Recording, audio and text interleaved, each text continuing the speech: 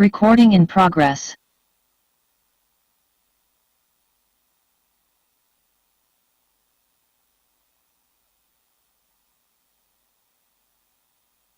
I can't make a motion and.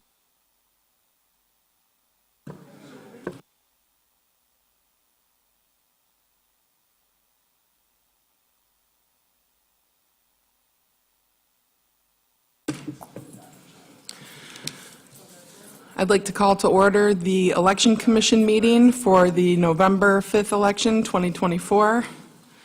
Two members of the commission are present, one is absent. 5:25. It's established that we will have one absentee voter counting board. We have our attached list of election workers, and they are balanced by precinct. We have 3 election inspectors who require training, and that will be provided by the county on October 18th. All equipment was tested prior to this election. Test decks are prepared by ES&S and verified by the Oshtemo Clerk's Office. The public accuracy test will take place at the Oshtemo Township Hall on October 24th at 9 a.m.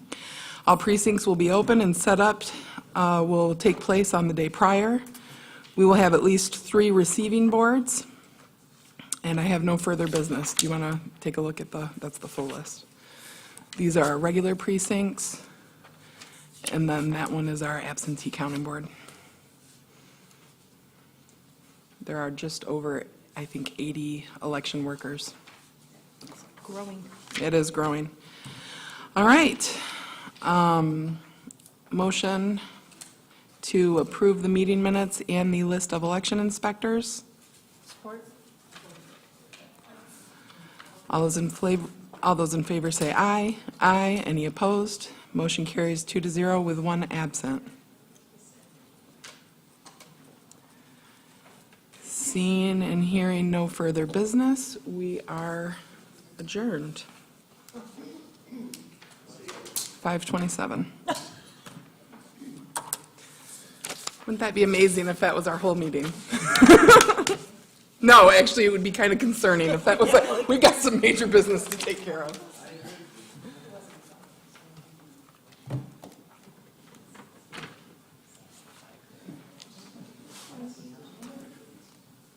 How are you? Good. Yeah, I had Recording stopped. at my house.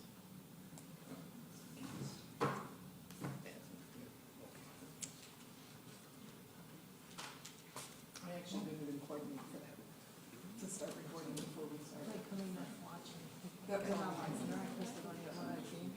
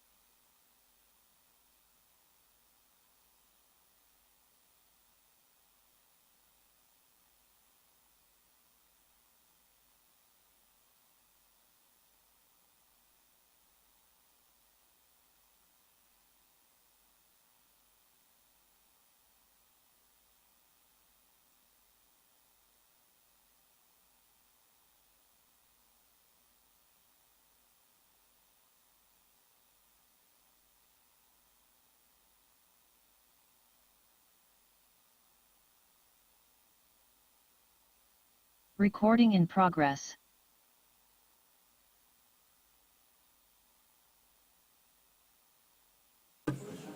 John?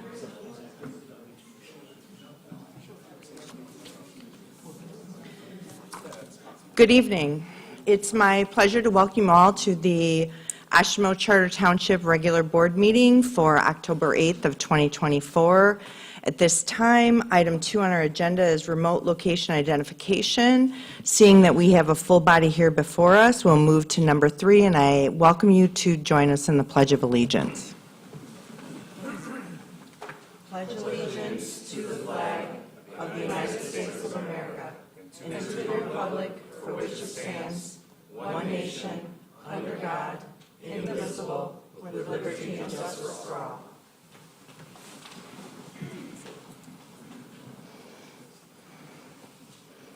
Thank you. At this time, I would welcome a member of this body to read a portion of the Township Mission, Vision, and Core Values. I will do that. Core value, public service. Each customer is welcomed and their input is wanted. Thank you, Trustee Chapman.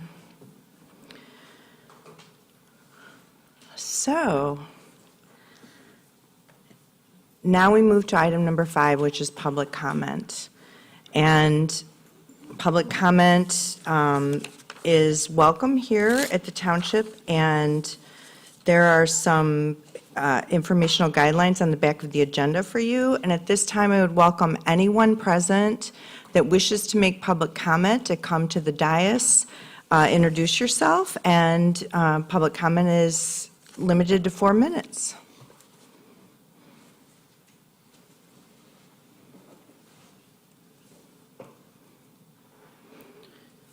Okay, very well. I have no one wishing to make public comment on item number 4. So we'll move to item number 5, or I'm sorry, item number 6, Jeezy Pete's, public official updates. And at this time, public officials are welcome to come to the podium and share any updates with the board that they may have.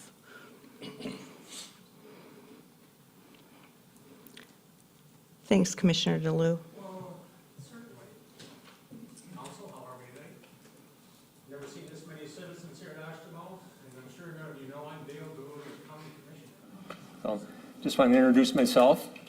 And there happens to be an election coming up, and I'm on the ballot, but that's not why we're here, but I thought I'd throw that out. Well, on the board lately, like you folks, we've been spending probably our last 3 or 4 meetings knee-deep in budget discussion and decisions.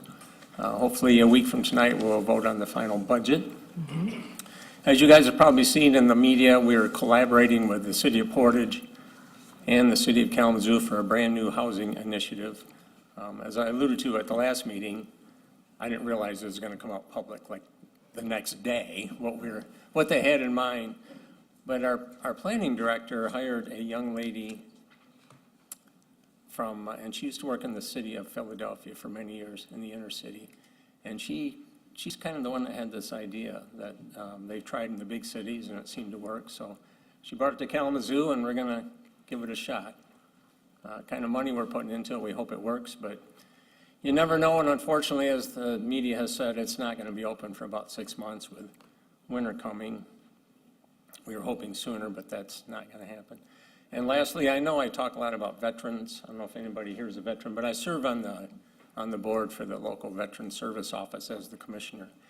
And the county clerk has started a new program that's called, that partners with local businesses. And it's to help launch veterans.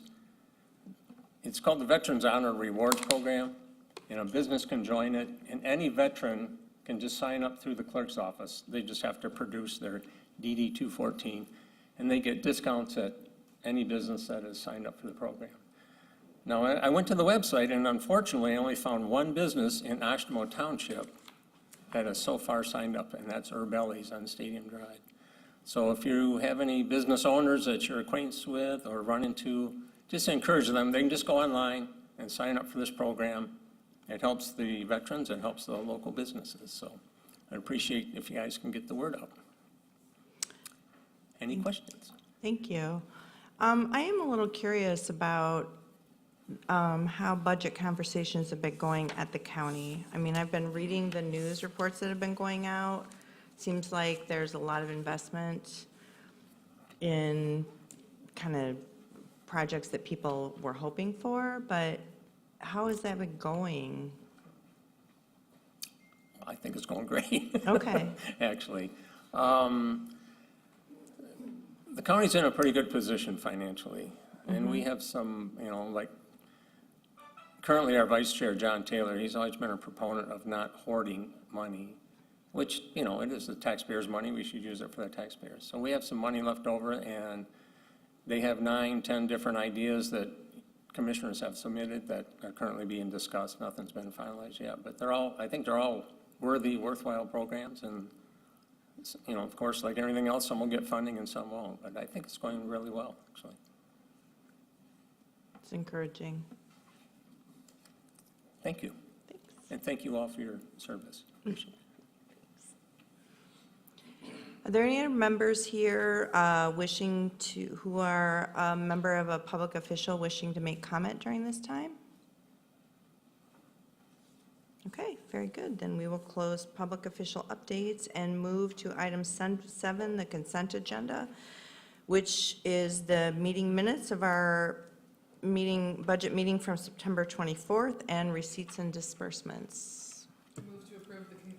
I move to approve the consent agenda. Support.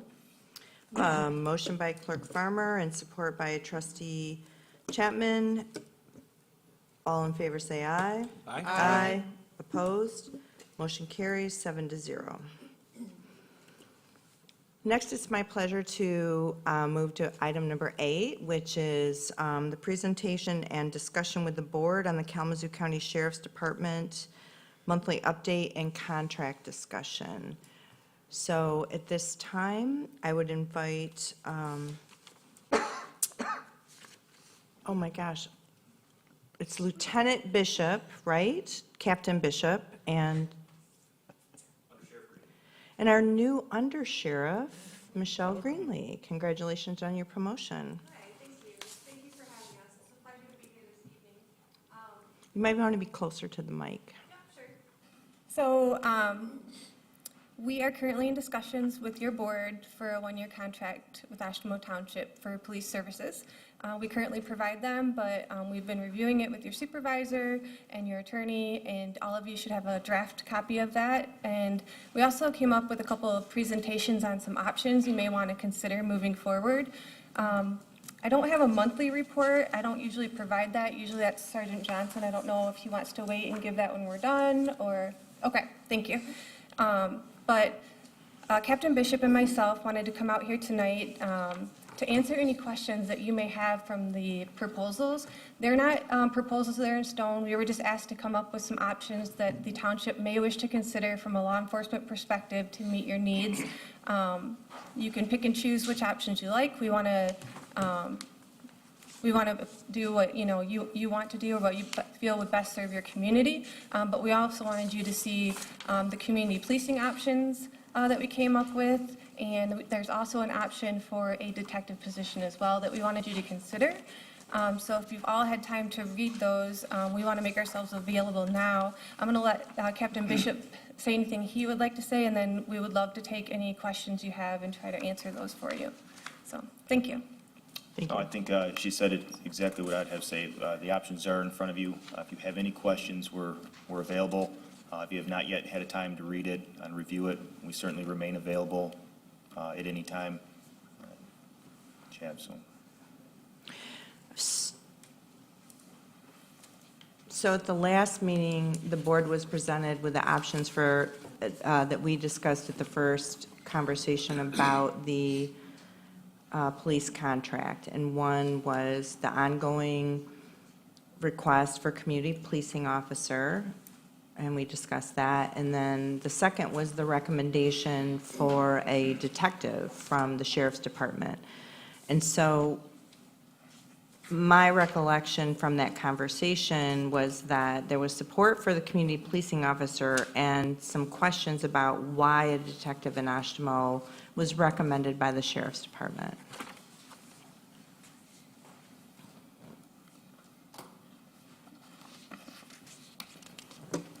Can I follow up with that, just piggyback on it? In reading this, it's saying in here for the justification for adding a detective sergeant. So is that what you're recommending, is a detective sergeant, or? Correct. So all of our detectives are classified as detective sergeants. So there is not an option for a detective or a sergeant. It is a detective sergeant. So would that fill one of the sergeant roles? And would it be in place of one of the sergeants? No, it would be in addition. In addition to? Okay, gotcha, thank you. So a couple of things to consider with the detective sergeant position that I think may be on your proposal are more in-depth reporting that we could provide for you. It's not that we couldn't train a general county patrol officer or a sergeant or a CPO to produce the reports. They do take quite a bit of time to produce, like the heat mapping and to talk about different crimes that happen and occur and do follow-up. When you have a detective in that role and make that part of his or her duties, they're already in communication with detectives, not just in Oshtemo Township, but within adjoining townships, who are investigating similar crimes that sometimes involve similar suspects and doing follow-up. And they would be more prepared to answer questions on those types of reports that you would receive instead of the general township report that you receive now.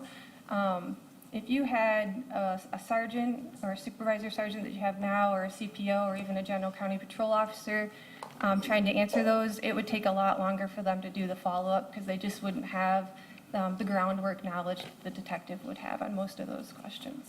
So that was also one of the reasons why we proposed it. Some board members and the supervisor had asked about some specialty reports that could be prepared for your board on different things that happen within the township that we handle for you. And our captain here took time to see if we could actually produce those reports, and he was able to produce a lot of them. It did take some time, but also the information contained in those reports, you would really have to have somebody very knowledgeable.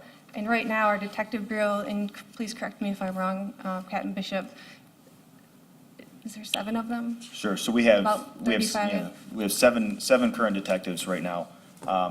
So I started tracking in August the amount of time spent on investigations specific to Oshtemo Township through all 7 of those individuals. With August and September, total hours of investigating was about 255, 260. You break that down between 4 weeks, you're running about 32 to 36 hours of investigations that our current 7 are doing. Detectives. Detectives. That's 37 hours a week. It's about a full-time job. You throw in outreaching and networking with the community, with other jurisdictions, and report writing, and times like this where we're reporting back to you and giving our feedback or giving their information that they've come across in their investigations. That is a full-time operation. So I think that's listed in one of your justifications in the proposal in front of you as well. And the other benefit that you may want to consider, I'm sure most of you already have, is that this particular negotiation is for a 1-year only contract for police services. So if you select a CPO or a detective sergeant and you want us to provide those roles for you, the only obligation is a year. And if you're not satisfied, or we're not producing what you need to fulfill your needs, you're not locked into any 3 or 5 year contract. Just something to consider when you're thinking about trying a new position. I have a question. Yeah, please. So my understanding of a community policing officer is that, the time that they're spending connecting with business owners, highly densely populated areas. High density. Thank you. It's the consistency that's important. And so I've had a concern in the past that with a shift bid, it's possible that who we have in place as a community policing officer now might not be the same person in 6 months. Is there any assurance that it could still be that same person, or assurance that we would still have some sort of continuity? Right, so the easy answer to that is no. All of our officers are union members, and it's a union business, and we're bound to a CBA. And our CBA is in agreement that every 6 months, our officers get to bid positions based on their seniority. That would be a violation of their CBA if we didn't allow them to do that. Now, do they have the option, if they have the seniority, to continue to bid that if they enjoy the position? Absolutely. But we do not have the control to make it an appointed position. Sure, so then what would you do to help counteract that? What assurances can we have that this is a role that somebody can step into every 6 months? Yeah, so there should be transition training when it comes to a role like that. We've talked to Supervisor Bell about needing expectations from your board. We listed some of the things that we would like you to consider as expectations on the proposals for the CPO officers. I think that was lacking a little bit last time you had a CPO, and they ended up taking more calls for service than doing specialty CPO work. I think they tried very hard, but I think it needed a little more focus and direction, and that's what we're aiming for this time around. So that's why we wanted to do the proposals and put our input in there, but we certainly need your input as well to make sure we're fulfilling the goals that you have. Thank you. So personalities are very important in that position, probably key to that position. You cannot just put the wrong person in and make those connections. Will we have, as a board, any say in the performance of the individual? Or let's say the personality is just not meshing, would we be able to recommend a different officer or recommend that be changed? So their performance would be evaluated on an ongoing basis. That's not an issue. They do annual evaluations, but we welcome your feedback and input anytime there may be an issue or a concern. When we have to remove somebody for lack of performance, it doesn't matter what position that they're in, whether they're in a contract position or a general county position. If we have what's considered cause to do something like that, then we do take action, and we have procedures that we follow for that.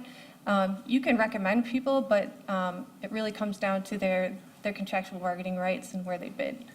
Yeah, I mean, that's the concern. I do not have any concern about firing somebody for reason. No, I'm because not even it's- saying firing. If we just needed to remove them because they weren't, quote unquote, a good fit for the role. And it doesn't matter, it's a specialty position, right? You can be a great evidence tech, but maybe not so great at, the SWAT team or something else. So that's why people usually go into specialties, because they're good at it or they have an interest for it. And it's something they want to get good at, right, and continue to grow in. And sometimes we do have that issue with specialty positions where they gave it a try, but they weren't really a good fit, and they weren't meeting the goals that we set for them, and they didn't meet the expectations. So we sit down and we have those hard conversations. A lot of times, we like to try to see if training or education or other things need to take place to help them be successful. But if they can't and they're just not a good fit, then we have to take other action. But in regards to replacing them, a lot of times if it's temporary, we have the right to choose for a temporary amount of time. But according to their CBA, they have a right to bid. Do we know what the performance metrics would be that they would be evaluated against in this specific position? Sure. So the metrics would depend on what you put forward as what your expectations are, right? So if your expectations are that you are meeting with a certain area of the township in regards to businesses and how many businesses and how many contacts you make, that could be an expectation. If one of your expectations is, hey, we want to see you visible in these high-density areas, we could track those and make sure that's either happening or not happening. So I think that those things, those evaluation things, are all based on the expectation factors that you provide and that we also provide as supervisors. So We would can I- all, I'm sorry, go ahead. No, I'm sorry, I wanted to just follow up on what Michael asked. So the shift bid process, I just want to make sure I'm understanding your guys' process properly. So the CPO is a specialized position. So if, let's say, an officer, road officer wanted to be in the CPO division, would they have a bid to specifically choose to come to Oshtemo? Does that go by seniority? So Yes. here's the CPO spots, this one is in Oshtemo, and whoever's highest seniority gets to go up and pick which place first, right? Yeah, so all the positions are open during shift bid, and the bid is ran based on seniority. all the general county spots, all the contract spots. I'm labeling it a specialty position because it requires sometimes special training. They do a special duty. It's not typically a general county duty because they have specialty duties that come with it.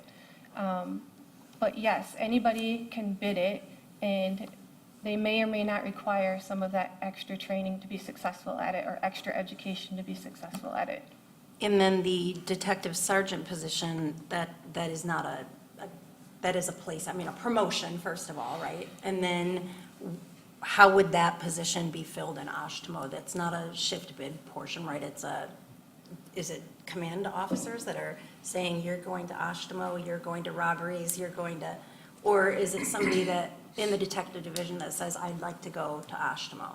Yeah, so that hasn't been determined. However, it'll be at the sheriff's discretion, Okay. who he assigns. And I'm sure he welcomes input from your board, or. I mean, I'm sure everybody's you- chomping at the bit to get to Oshtemo. You never know. It's a very busy area. Some people really like to stay busy. Yeah. So, Okay.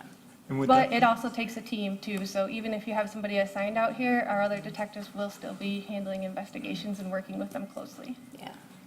you said you had 7 detectives. Will that be training and adding another, or just assigning one of the 7? We would have to add another. Okay, so it would be an additional, so the county would have 8, and we would have 1 dedicated to us. You would. Okay, thank you. Correct. And I have another follow-up question on that, I'm sorry. Sorry. I had already had this on my to-do to ask. The detective sergeant position, so they're assigned to Oshtemo solely. Would that mean that, just like it happens within the rest of the department, the road officer would go out, take the initial complaint? Is it whatever it is? I'm assuming whatever goes up to your CID, to your felonies and above or whatever. Does that automatically, if it happened in Oshtemo, go to just that one detective? And they're following up on whether it's a felony larceny to a robbery to rape? Sure. So the way I would envision this happening is all Oshtemo, any complaint that would generally be filtered up through our detective bureau would go to that detective first. Now, we do have some detectives in our general pool, is what I would call them, that have specialties. We have a financial crime specialist, right? He has received hundreds of hours of training in financial crimes. We have somebody who deals specifically with computers, cell phones. If it touched those areas, it would go to them for assistance, and then they would send back to us for follow-up or for continued investigation.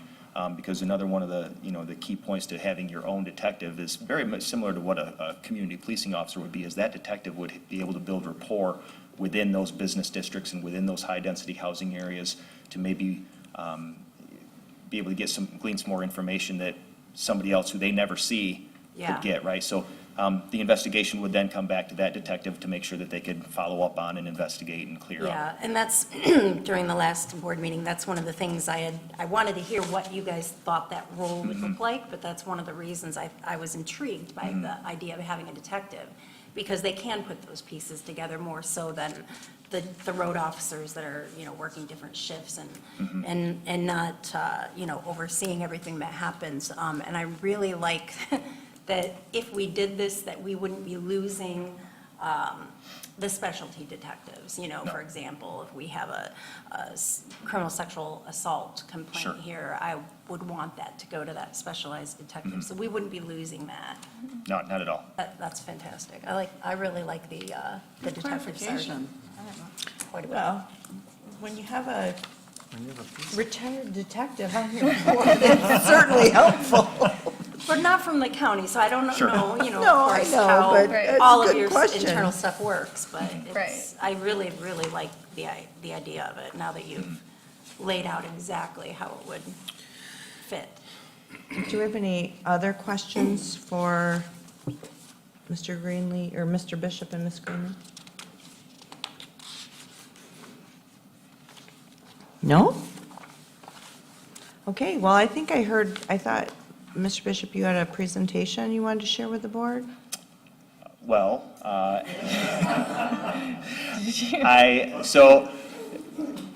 did come with something. I wasn't prepared to share. I was just going to hand it to you and have it, but I can certainly show you.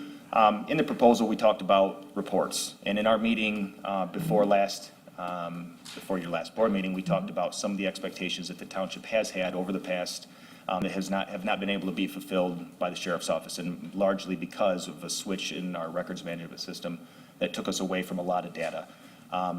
So I don't know, I have actually printed copies of this, and it's just, or I have a flash drive, but I can hand it to you, that way we can get on with the meeting, and it's just an example of some of the reports, a small sample of some of the reports that you had asked for, that I was able to kind of data mine and put on. You have printed copies for the board right now? I do. Yeah, please feel free to share those. And I just want to reiterate that when you review those reports, you'll see why a detective sergeant would probably be better at explaining those or having a more knowledgeable background to those. So I just wanted to share with the board the first conversation that Attorney Porter and I had regarding, and we talked about this a little bit at the last board meeting, but I sort of just said, I'm going to lay out here on the table the things that we've been asking for a long time. And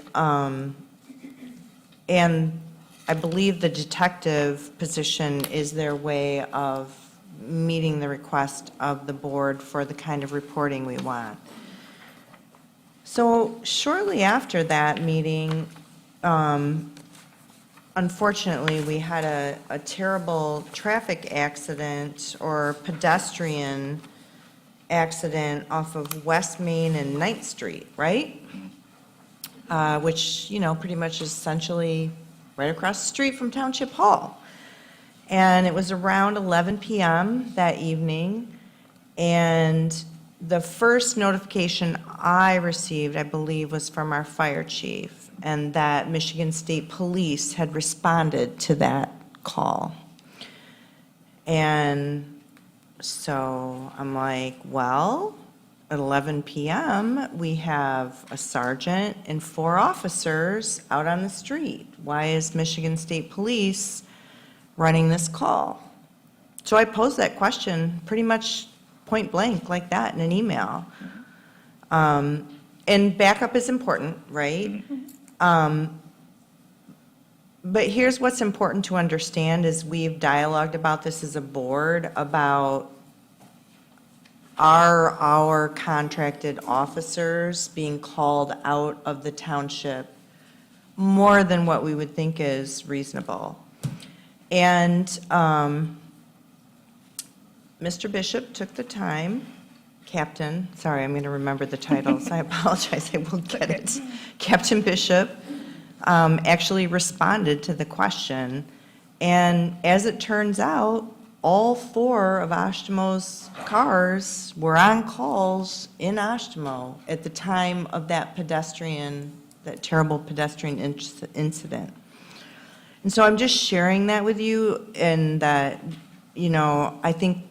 I know the board, and I believe the sheriff's department wants to build that bridge of trust, but when I just made a random inquiry about where were Oshtemo's cars when this happened, and why is Michigan State Police following up, Oshtemo's cars were busy doing something else in Oshtemo. And so that led to the conversation about the types of reports we were requesting, which I believe is laid out in the, it is. It's laid out in the focus, item number 3 on the proposal for adding a detective sergeant in Oshtemo Township. It's number 3.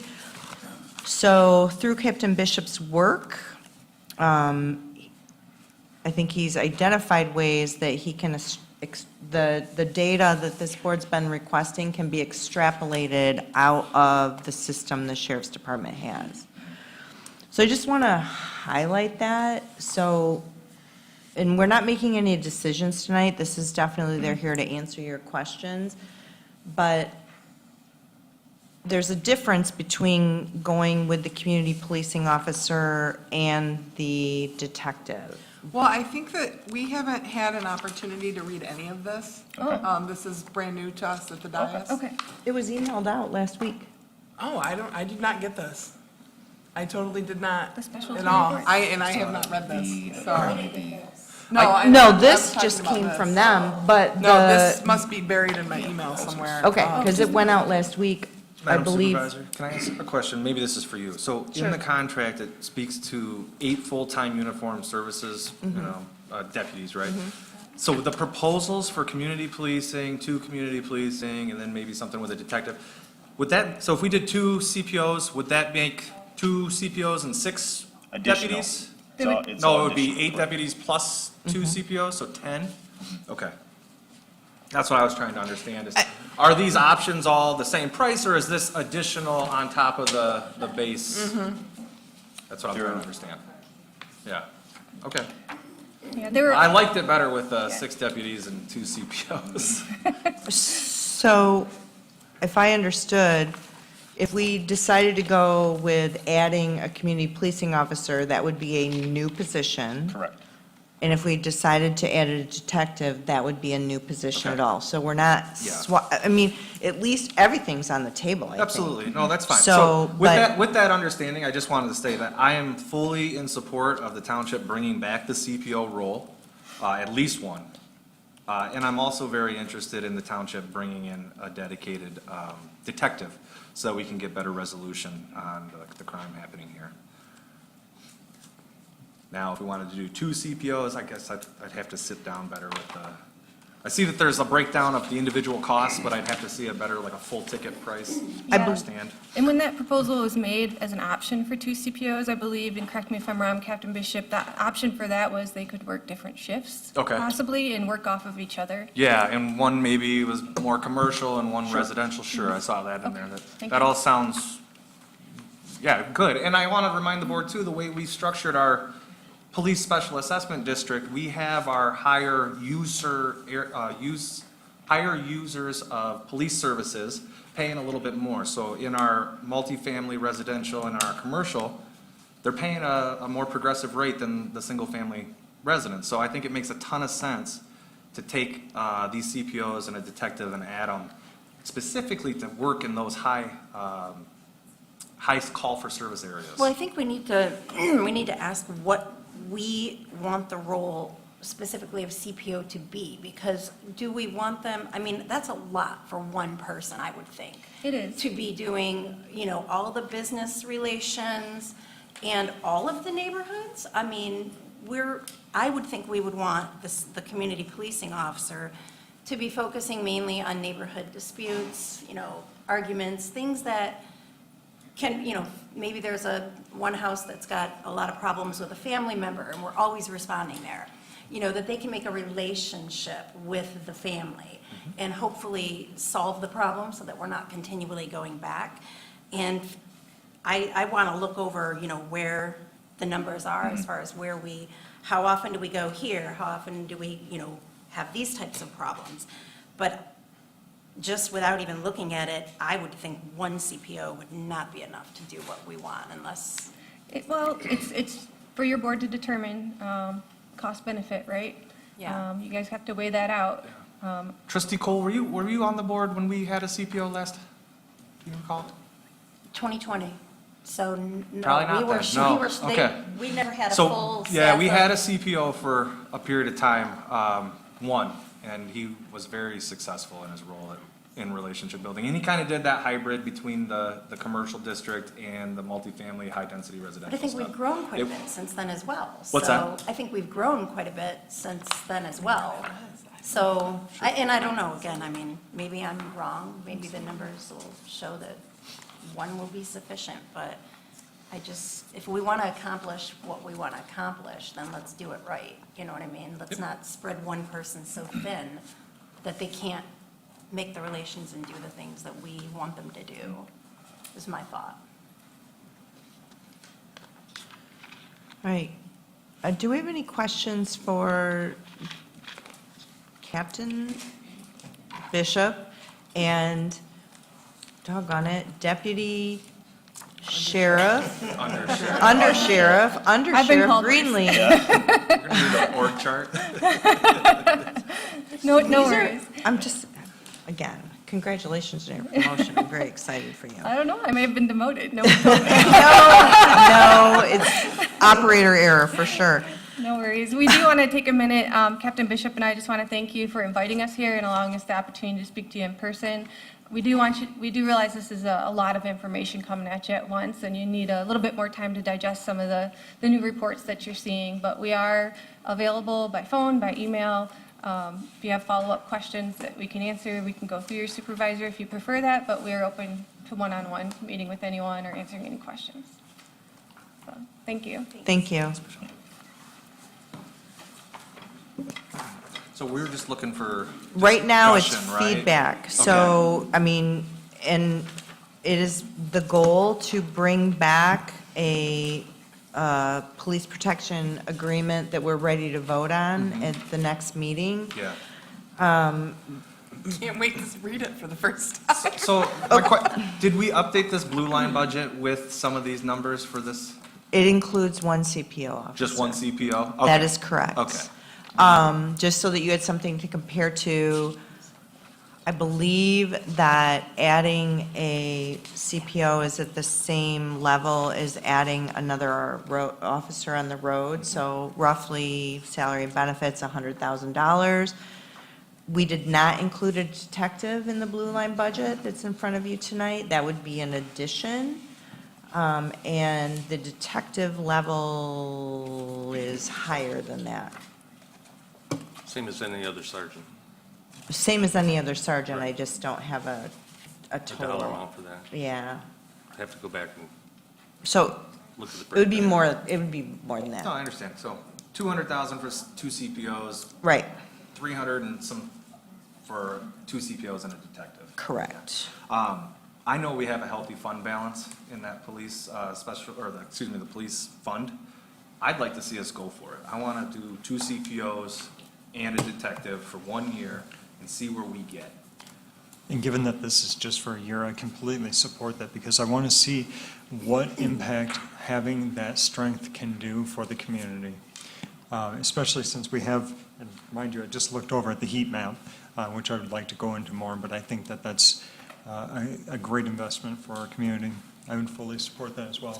Me as well, and I I think that was a good way to say it, let's go for it, because we have a year to see how it plays out. Right.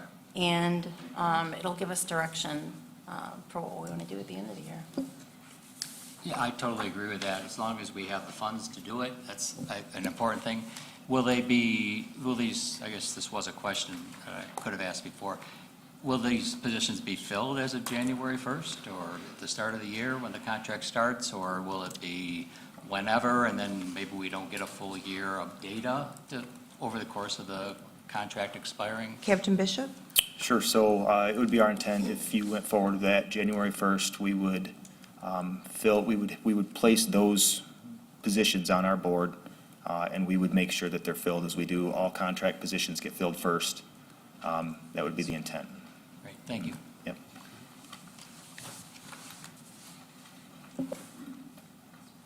I do have one more question, I'm sorry. I waited for you to walk all the way, no, I'm just kidding. I need it. And I should probably know this, but if there's, maybe it's the same as it's always been, but if somebody's on vacation or, extended leave, does that get backfilled from It does. regular pool? Yep, Okay. I believe that's covered in the contract originally. I think if it's going to be in excess of 5 days, then we would backfill it.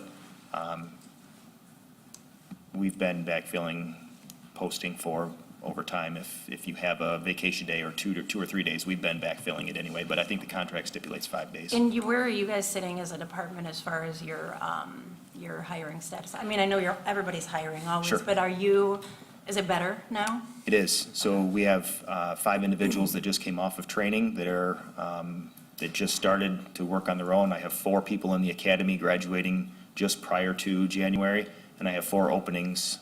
So if anybody knows somebody, I have 4 openings right now to pay for an academy, pay for hiring bonuses, and assign to Oshtemo. So Thank you. We're not making any decisions tonight. I think maybe what we can do is provide the board before the next meeting with some numbers to attach to this. So before we make a vote, I want to remind the board, so we're talking about people staffing, but there's also automobiles to consider as well. So it's not just the That's additional. not a part of the 100K? Nope. Okay. Yep, So there is a vehicle cost with this as well. okay. So Just how many I'm vehicles, actually? That's important. I think that we don't know the answer to that yet. So currently, I believe you guys have, Javon, correct me if I'm wrong, 7? We have 7 vehicles Right now? Oh, 7 vehicles and 1 spare vehicle assigned, committed to Oshtemo. I found a vehicle for our new CPO. However, Ah. the detective sergeant would be assigned an unmarked vehicle. Okay. They're all assigned unmarked vehicles. And I think that we would really need to talk about if you add 1 or if you add 2 CPOs, if the vehicles we currently have available could suffice for that or not. And we Okay. would just need to have a talk about that, just Okay. realistically. Is that something you So. guys can do? And if they were on Yes. different shifts, it could maybe be a shared vehicle, I don't know. Yeah, I think that was one thing that we weren't quite sure Right. when this was put So there's some together. detail that you guys can work out and bring. And the township is not purchasing vehicles for the sheriff's department. It's really more the question about, I mean, we do pay a fee for fuel, oil, grease, all that stuff, but whether or not the sheriff's department has the ability, has the cars available right now to, I mean, if we added 1, 2, or 3 positions, or, I mean, 0, I guess. I'm sorry, we so know- if they have vehicles in their inventory, Mhm. then the officer arrives in a vehicle, and that's not a part of the cost of the contract, or? So there's- there is what is called a vehicle cost. Okay. And Supervisor Bell is correct. It involves maintenance and fuel, some other incidentals. It's all on the invoice. Okay. I have the exact, it's a That's little over okay. 12 grand every quarter, I think, for all vehicles. So roughly at for a 8 com- vehicles yeah. divided by $12,000. It's a very discounted price for $1,500 purchasing a per brand new vehicle. Per quarter, It's per not quarter. that- Yeah, well, no, I know, but that's for all the vehicles, right? Isn't it not 12 grand? Right, it's for all the Yeah, vehicles. for all Right. of the vehicles in service. Yeah, yeah. Yeah. And they're not per only vehicle. ours. I mean, They're they're not only going to yours, get correct. farmed out to Nope. somewhere else in the county, right? I Nope, mean, we put your name on them, we assign them out here, and that's what they're for. Occasionally, if you guys are down a vehicle, if you guys have a couple of them being maintenanced or crashed or whatnot, we will give Give you a us a general loaner. county or fleet car Okay. until we can restore the one that was damaged. Thank you. Clerk Treasurer, do you have anything you want to, any feedback you want to share now? No, I just support the decision that we're coming to. Looking at this heat stuff, a lot of stuff makes sense to me now. And I think all 3 positions would be highly beneficial, but I'd like to see one of the suggestions of maybe a day and a night person, because I can tell you, being right off Drake Road, most of everything that happens is in the evening. Are you talking for the detective sergeant position? Yes. No, for the CPO. CPO. Oh, So okay. the 2, Yeah. okay. There's a suggestion in our packet Yep. from the sheriff's office that maybe there's a, or not overnight, but into the evening or option. Dusty, I know this is, I mean, I know, like, It is brand new information to me. sorry, I don't know why, I'll go back and look why you didn't get it, but, I mean, you're welcome to withhold Yeah, your no, comments. I am very familiar with the community policing officer position. I fully support that. I want to, and I think we should add the detective sergeant as well, so. So are you 1 CPO and 1 No, detective? 2. 2 and 2, Yeah. okay. And that's a good point that Claire brought up too, to have the night shift as well. You're talking the CPO then, right? Because that way, if most of the stuff that they need to deal with or have dealt with prior are happening at night, we don't have to tell the residents, oh, we'll let your CPO know, or the officer doesn't need to tell, we'll let your CPO know tomorrow. No, we already know what's going on because we are the nighttime CPO and we are in touch with the daytime CPO. You know what I mean? And they know what's going on. So that's a good point. All right, thank you. So I think we'll vet this out internally a little bit more and spell things out, and we'll provide information to the board ahead of the next board meeting about the costs that are related to the different scenarios that have been discussed. I'm going to only share my one comment to the board, is that I'm in support of the direction that you all have shared. My only concern is that a year from now, we're cutting a position. I just want us to be mindful of that, be clear about our objectives if we decide to go forward this direction, what the expectations are. I think we can put some of that out in the contract and the added positions, but, you know, we are also. What do you mean in a year we'll be cutting a position? We could, not necessarily, but we could. Well, right, we could do that at the end of every contract, though. I know, it's just a reminder. We have been asking for a community policing officer since Dave Rowe left, and, which has been years now. And the only reason we haven't had one is because it wasn't offered.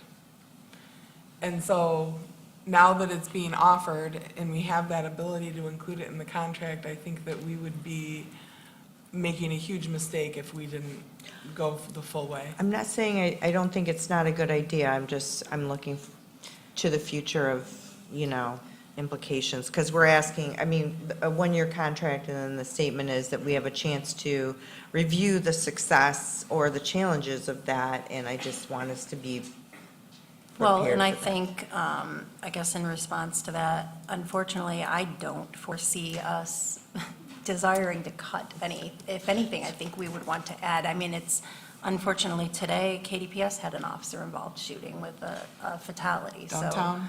yeah, so it's just, unfortunately, the crime and the gunplay is increasing everywhere, and I hope that we do need to cut people, but I don't foresee it happening, unfortunately. Well, and we're in a unique situation, right? So depending on how everything works out, and I don't foresee cutting anything either, but if we did, we're not ending somebody's employment. They go back county side. True. And so I think it's a good situation for all, even if we did end up cutting a position later. I don't know that that's true. That's not true. If they're not going to be here, the county doesn't have a place for them elsewhere. Like, Well, they they're would go adding back people when we add to They our would go contract. back to another area of the county, correct? So, no. We fill all of our county positions. We don't leave any vacancies. Sometimes there are vacancies. If there's vacancies available and we can fill them because you may have cut a position, we would try to do that. If there were no vacancies available, people would be bounced back based on their seniority and possibly not have a job. And that's with, Would that ideally, do you think Yeah. that would happen in the current? that could climate? happen currently. It could happen at any time, even if we had all general county cars and no contracts. If we eliminate a position, there's not extra positions that they go back to. They go back where their seniority takes them, and it trickles down to the least senior person. I guess I'm an optimist. You but Yeah, are. I feel You're- like you are a glass half full person.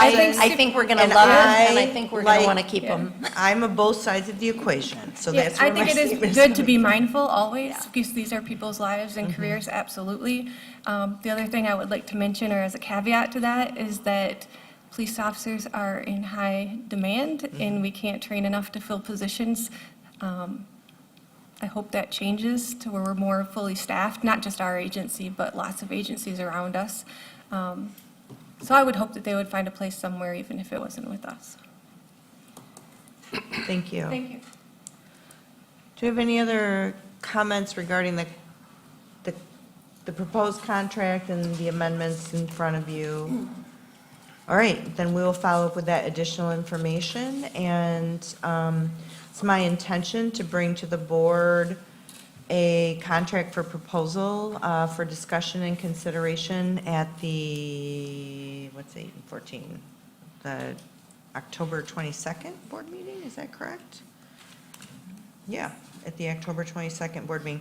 And the reason we're doing this now is our board has to consider and approve, and then it goes to the county board for consideration and approval. And so in order to get this done by December 31st, this is why we're doing this now. So if we did have changes and we wanted to add officers and with those additional costs, we could do a budget amendment in January. We could do that, yeah, absolutely, for sure. Thank you for bringing that up.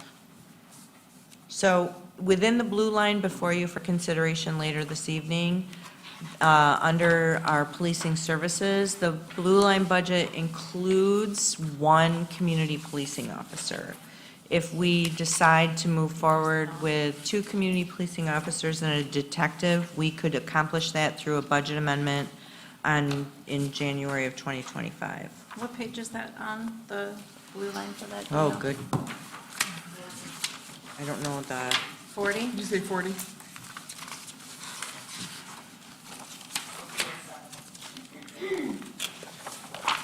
yep.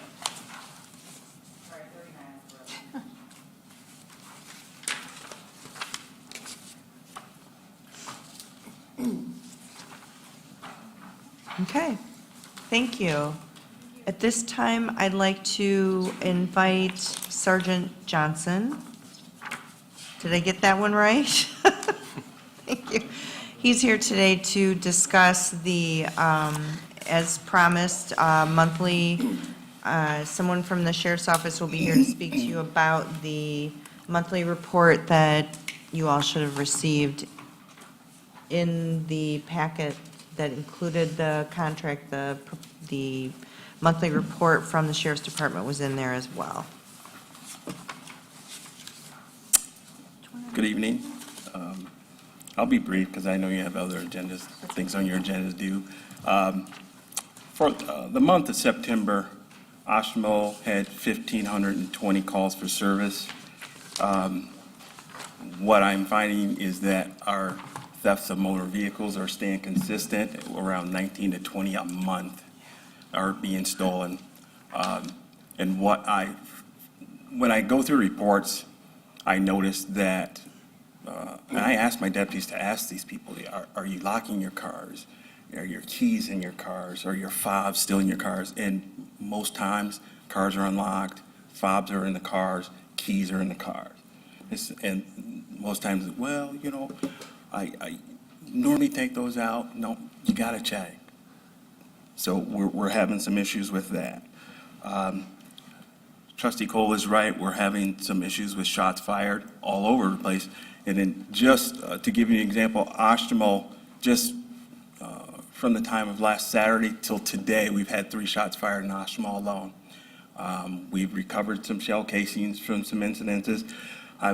We've only had one victim that actually was willing to talk to us, kind of, sort of. He really didn't want to talk to us that much, so it's hard to investigate when your victims don't want to cooperate all that much. So we're having those issues, and where we're having the issues is KL and Drake. We had a shooting at Speedway. We had a shooting yesterday at the 5100 block of Driftwood, where there was individuals that shot at a car. And now they shot eastbound, and you don't know where these bullets went. No one was injured. We checked the area for damages and all that. We couldn't find any of that. So we are having issues with shots fired. And we had a shots fired call today where people said they heard some shots, but we couldn't verify. And we were in that area for quite a while looking and searching, looking for victims, anyone who see anything, and nothing came of that. But they definitely heard shots. People right now they're used to it. They know what shots are. So another thing I wanted to talk about was the scams that are going around. We've had some incidents.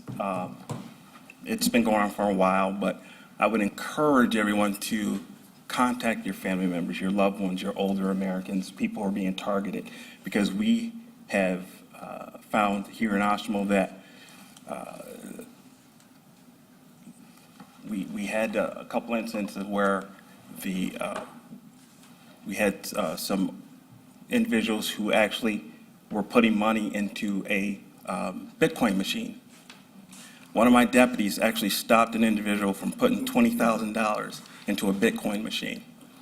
And when he did that, he saw another car sitting there with another individual waiting, and he just took it upon himself to ask, what are you waiting for, sir? He goes, well, I got to put $40,000 into this machine because I have a warrant out because of some scam. Please talk to your loved ones. Educate them on certain things and scams and that thing, because we're having that all over. We have a Bitcoin machine on Stadium Drive right at the liquor store. And I'll be honest, the owners of the store, they don't own that machine. They just rent the space. They actually helped us foil that. They actually helped us foil that by asking the individual, because they saw him standing there, what's going on? So that got our attention. So, yep. Thank you, Sergeant Johnson. I just wanted to add to that for the township leaders here and also the community members. The Sheriff's Department offers a free scams, fraud presentation. It's conducted by Lieutenant Baker. He used to run our detective bureau years ago. It's a terrific presentation. Contact the Sheriff's Department if you're interested in that, if you're interested in hosting a place for community members to come. We've presented them at a lot of libraries and community halls, but please go to our website. We also have social media sites. One of them is Facebook. The other one we contribute to is Nextdoor, and we like to put the information on different types of scams going around, and to be mindful of in your community if you want to share those with your loved ones or your friends. But it's a fantastic presentation. I would recommend it to anybody if they want to host or just attend one.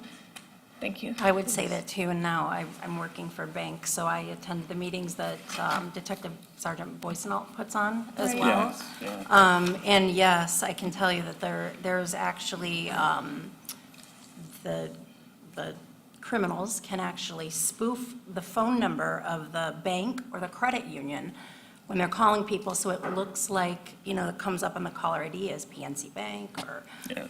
First National. I mean, so they're really, out there just doing all kinds of stuff, so I would recommend it too. A lot of it going on. I had a couple of the assisted living facilities actually ask me about Lieutenant Baker doing presentations, so he's going to be doing a couple here in Oshtemo relatively soon. So they liked his presentation before. They have different clientele in there now, and it just helps them keep them abreast of the information. So that's pretty much all I have for them on. Thank you, Sergeant Johnson. Are there any questions from the board? Can you, I'm looking at the stats, and, 10's the greatest number, and there's one that has 10 that's assist other department. Can you just tell me a little bit more about that?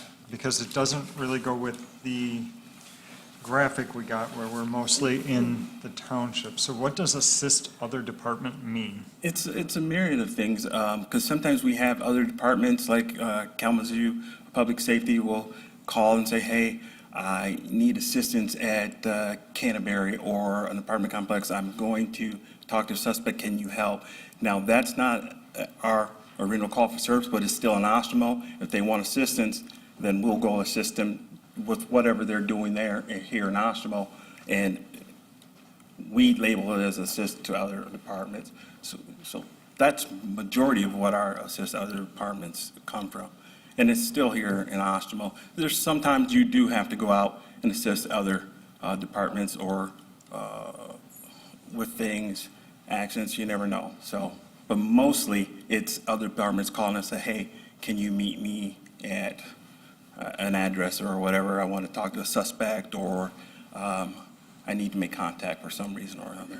And that's here within the township, though? Mostly, yes.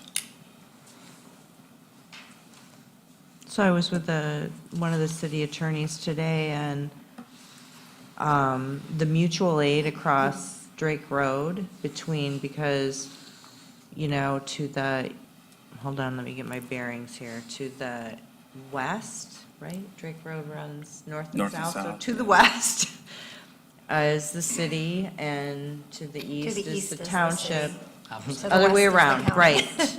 To the east is the city, and to the west is the township. I gotta draw myself a little map. Anyway, I think the mutual aid between those apartments, between KDPS and Oshtemo officers, I mean, he commented, like unprovoked, he commented to me about that the mutual aid was, along that corridor was important to them and necessary. Yeah. Just have a quick question. You included a false alarm report for the month, and I noticed that like more than 15% were the same place. Do we have some criteria of how often you would, is there some criteria of how often you're going to go and? Yes. Yes, Yeah. we do, and we follow up, and once you exceed the maximum number of false alarms you're allowed under our ordinances, you're charged. So they will definitely be getting a notice from the township. Yeah, but if those calls go on our board, we know it's the same place, we go. I'll give you an example. For several years ago, McDonald's here on West Main, the one further down by the mall, would have a robbery alarm going off. And we all knew that it was one of the little fabric retainers that would get caught in their freezer, and it would set off the alarm. We all knew that, but you had to go. You can't not go. Great, thank you. But when they go and it's unfounded, once they get to the third one, they get billed for it. So the next question I have is if you could elaborate better about abandoned vehicle. I know that sounds like a strange question to ask, but there's a reason I'm asking. I really don't deal a lot with abandoned vehicles on private property. That would have, I would think, That's the reason I asked the question, because Yeah. it says, 10 calls for abandoned vehicle, and I just thought that we would do see have some ordinance abandoned vehicles enforcement. that sometimes are parked alongside our roadway or on the roadway where we have to tow out. So we do get those, but that amount of number, I'm not too sure about. We do get those every month. We get a decent number, but not that amount. I'm not too sure about that one. Neither was I. I thought it was something ordinance enforcement could deal with if it was just, thank you. All right, any other questions? I just want to provide a thank you. So our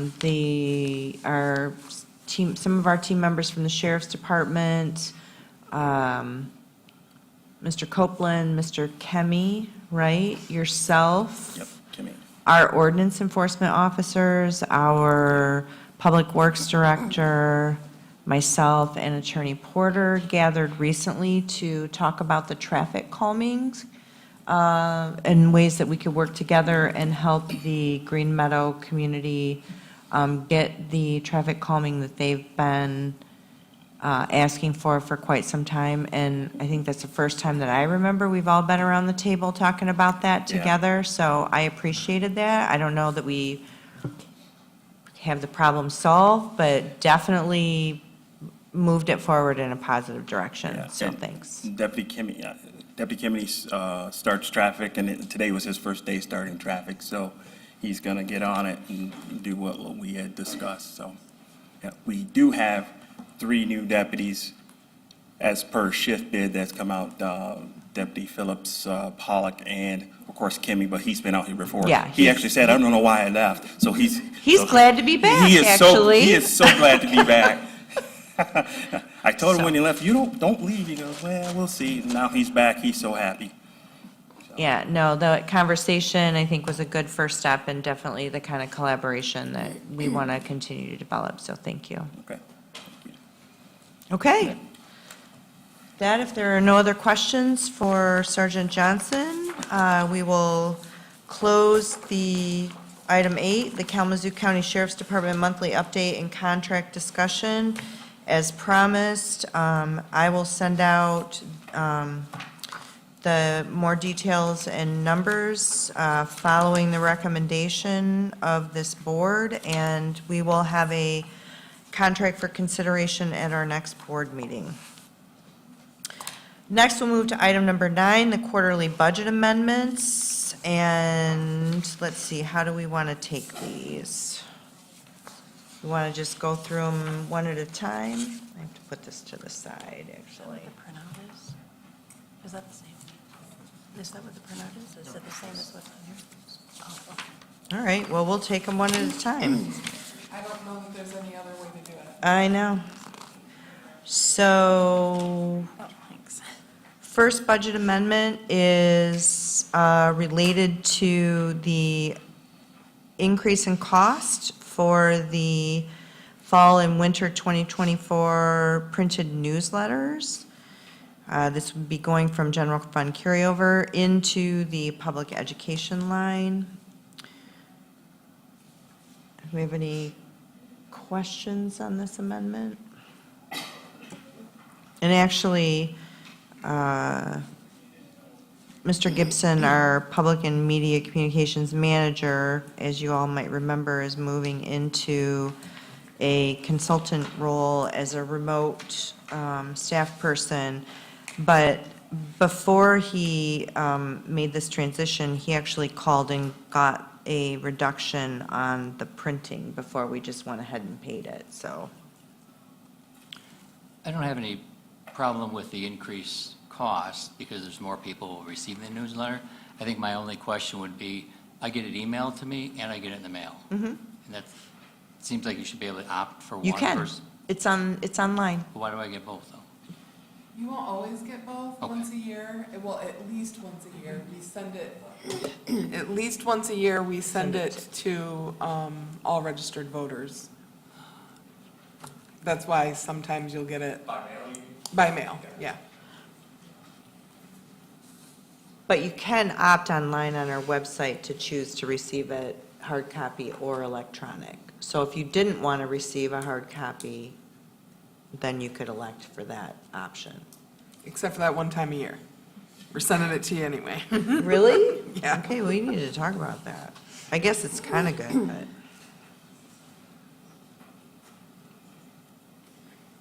but. I'll make a motion to approve the budget adjustment as written. Support? I have a motion by trustee Chapman, support by trustee Sikora. Any discussion on the motion?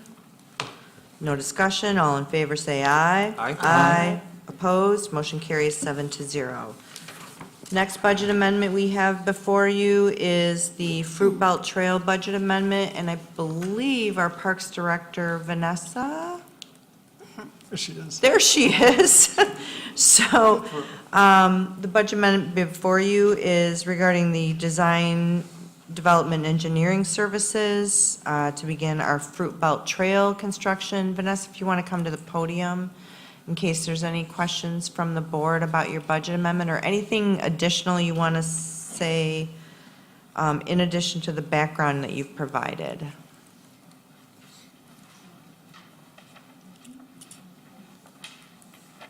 Good evening, everyone. I don't have anything particularly addition to say about this budget amendment request, but I'm here to answer questions if anyone has anything to inquire about.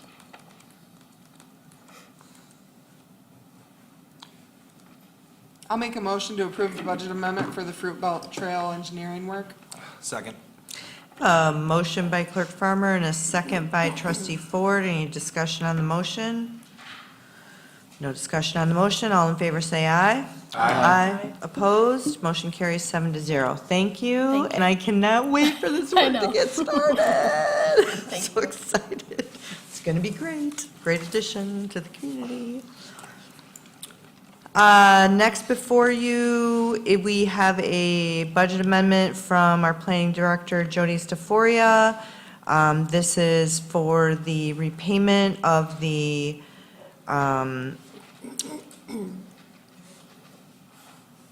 from the soda board, and so they are, hold on, let me make sure I get this right. They are, this money is to repay the commitment that they've made for the Drake Path.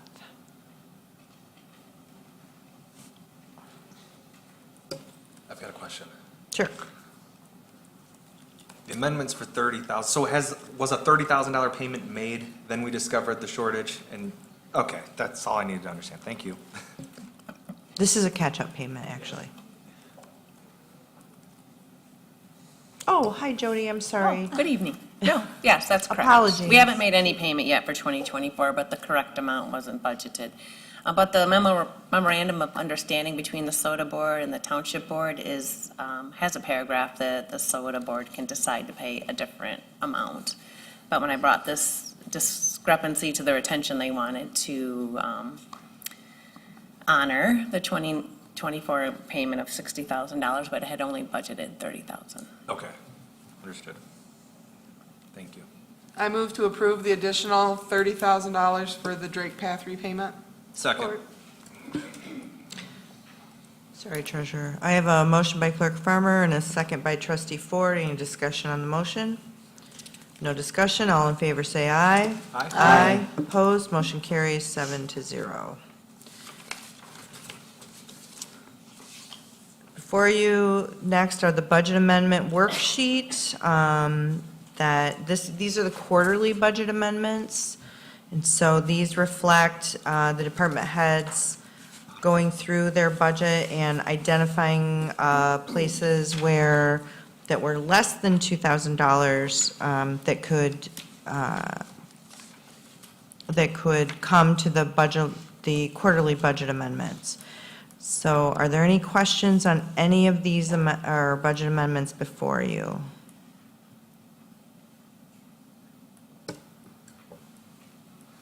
I have a question on the Chevy Colorado. Is that the truck that we've been discussing in past meetings? Yes, so if you recollect, there was discussion at the board that there wasn't confidence that the payment from the insurance company was completely solidified. So we didn't do that budget amendment that night to finish it. And so this is now coming back before you for that additional. Then I think that amount is incorrect. That was 28,000. This is 21. That's why I'm asking about it. Oh, no, that's a different, maybe, no, the one above it, the $1,261, that's for the budget amendment that came before that we tabled, because. Agreed. I'm talking about The one below The that? $21,045. Right, this budget amendment is the 2022 Colorado will be shared by the building department and the maintenance department. And so the building department is paying for 70% of the Chevy Colorado back to the general fund. Okay, thank you.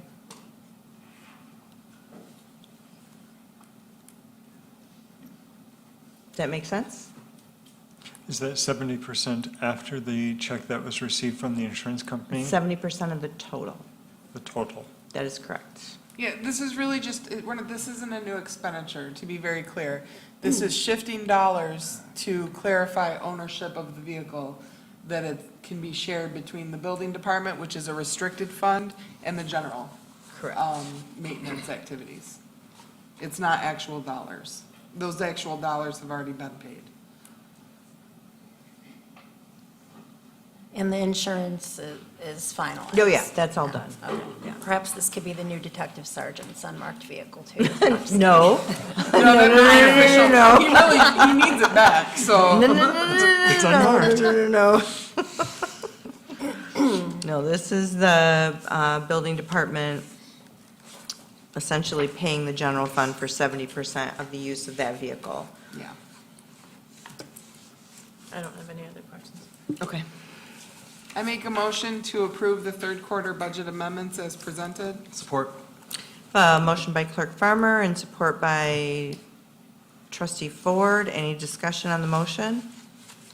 All in favor say aye. Aye. Opposed? Motion carries. All right, third quarter budget amendments are done, and actually, Talking right through. that, frankly, that wasn't very many, No. because we've been keeping up on them. We've been doing good. All right, so moving forward, keep moving papers off of it's not helping my understanding. Item number 10, discussion of the compensation policy. Believe we have our HR Director, Sarah Feaster, here to go through this compensation policy and performance review policy. And this would be a change to, an update, I guess we'd call it, from what we are doing currently.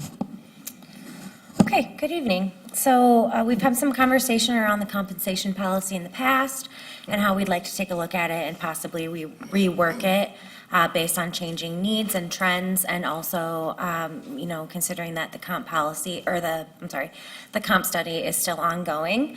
So before you is the draft amended policy.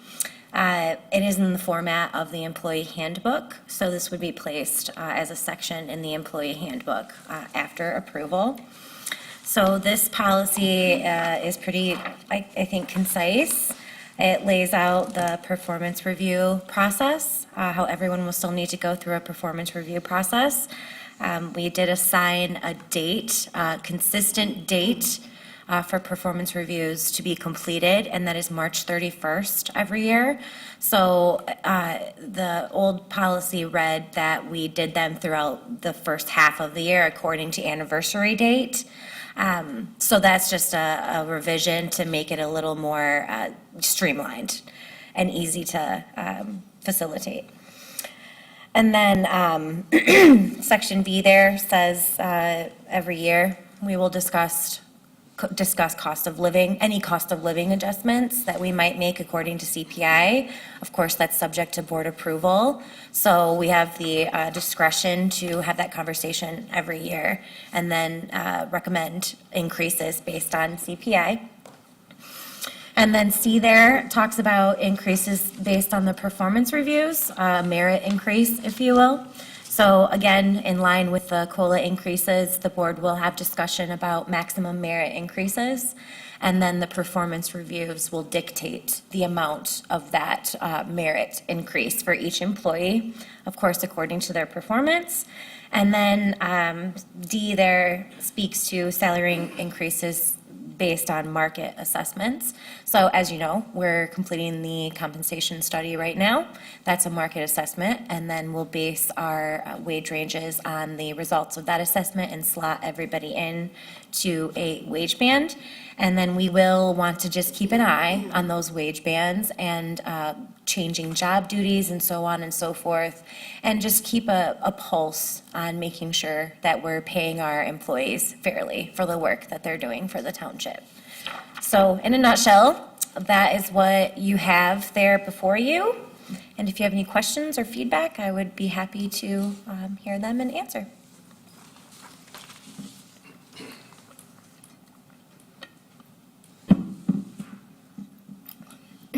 Is it always yearly that we just review the COLA increases, always? Yeah, I recommend that we do it yearly. We do it during budgeting, like we have been doing. So we look at the CPI, and then we bring recommendations to the board based on that for the cost of living adjustments on January 1st, if there is one. Okay, so we don't do anything in alignment with our collective bargaining employees, whatever their COLA increases doesn't have a. Correct, yeah. Collectively bargained employees are under their collective bargaining agreement. This is what, like 3 years? 3, yep, in terms of 3 years, so. But it's normal for the, I guess, non-unionized employees to be reevaluated yearly for that? For cost of living, yes, I think that's appropriate. I was just curious. Yep. Well, really, it's for all of them. Well, we review the cost of living on a 3-year term for the collectively bargained employees. Yeah.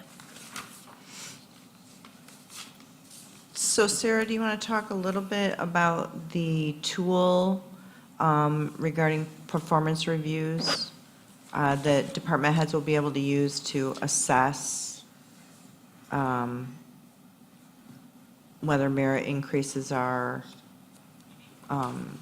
appropriate? Sure. So we're still working through the development of what that tool is going to look like, with the expectation that we roll that out in 2025. But essentially, we'll assign key performance indicators and then rank that according to how they performed for the year. And then that ranking will feed directly into their percentage of increase, if you will. based on their performance.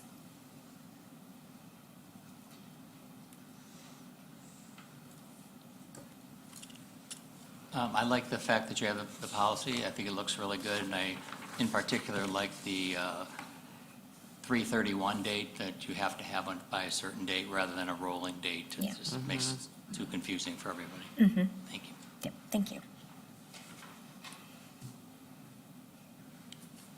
I think the only thing that so the performance piece of this, it's not guaranteed to happen every year, plus it's subjective.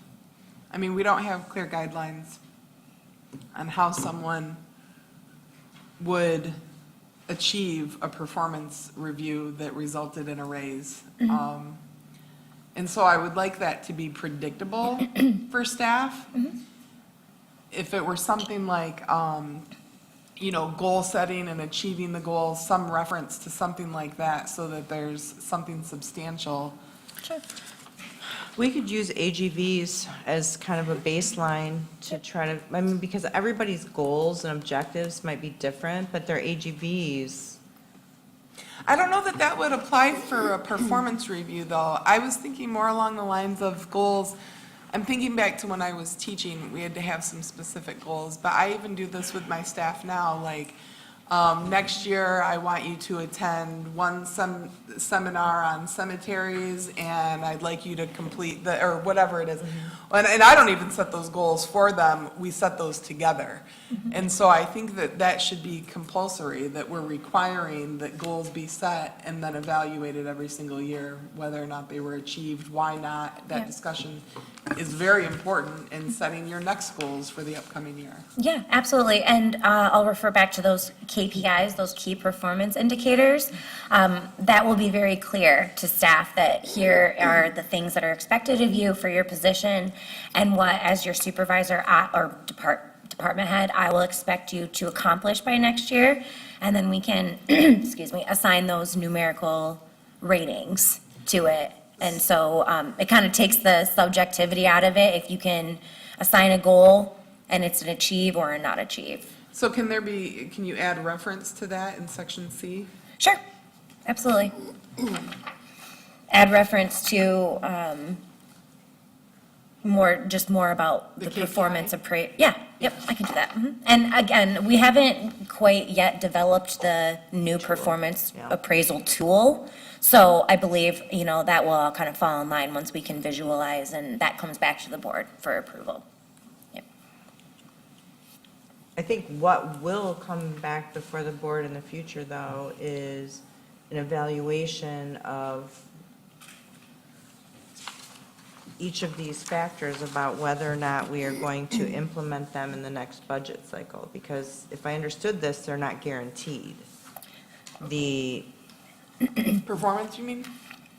No, Is that what you're talking about? the cost of living, the Oh, yeah. performance, or the market, like none of Well, right, these. none of them are guaranteed. None I of see them what are you're saying. guaranteed, and so we'll have to evaluate every year what we think we can and cannot do. Yes, that's correct.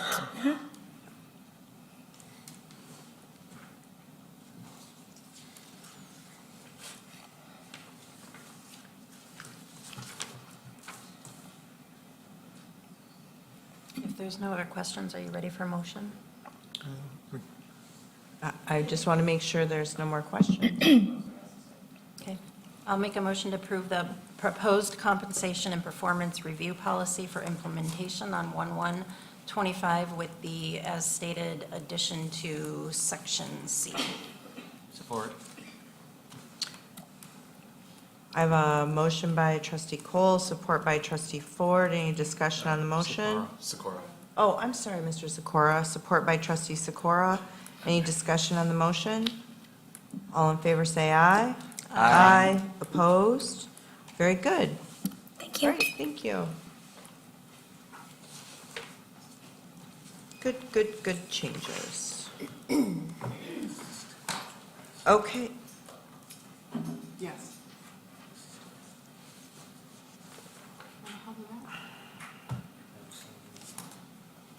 What is this doing? I don't have that one. This one. Do you have, is there confusion over there? Jim's got 2 budget packets, and we're just thinning them out. Okay, very good. All right, next is item 11, discussion and final inspection of draft budget. I see it's nearly 7 PM. Before we launch into the budget, do we want to take a 10-minute break and stretch our legs and grab something to drink? Yes, please. All right, very good. The time noted is 6:57. We will return at 7:10 PM. Thank you. For real this time, that's a real timeline, everybody. Keep it under 30.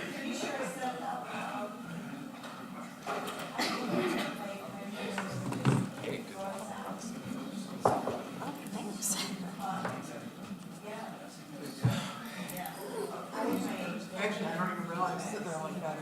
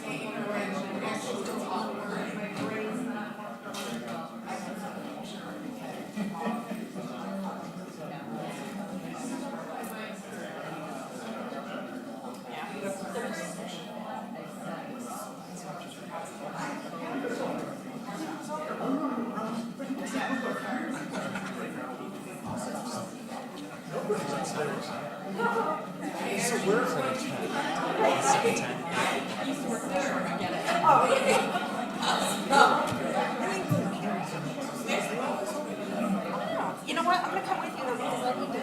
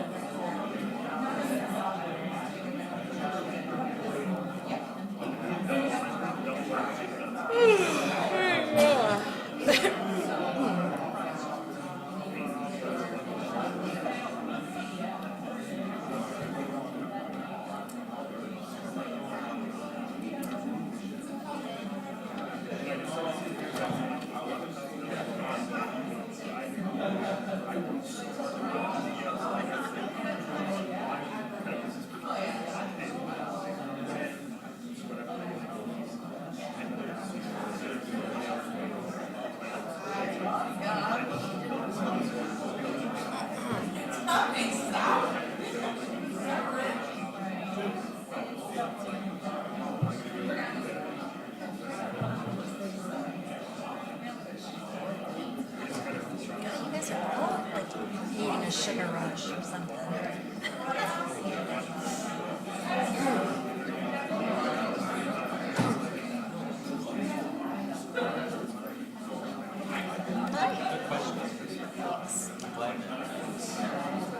It's like one thing I know. It's like one thing I know about. A lot of times I'm like deer in the headlights with them.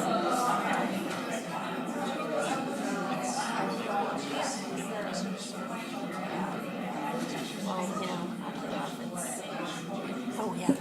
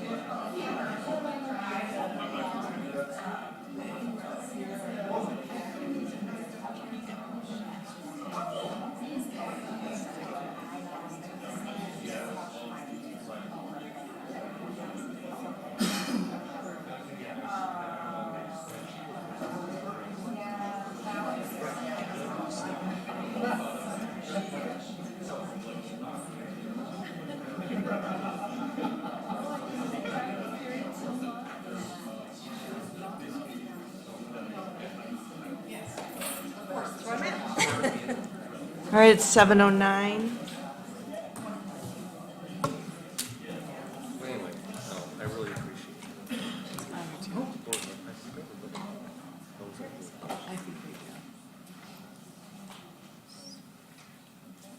We're missing one. He's got one. Here he comes. He'll be here. Do you have, what the heck is this page? Oh, I don't know. I don't have the paper.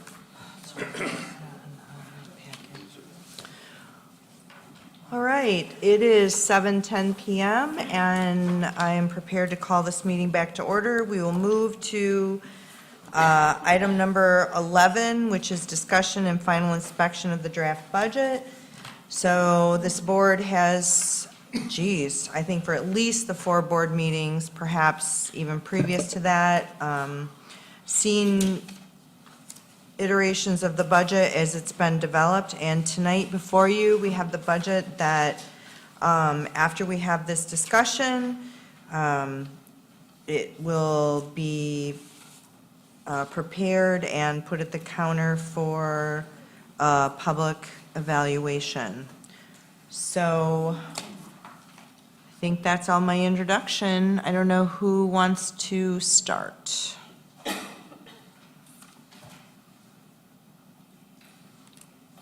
I mean, Neil, you have the most stickers on your budget, so Neil, you start first. Thank you.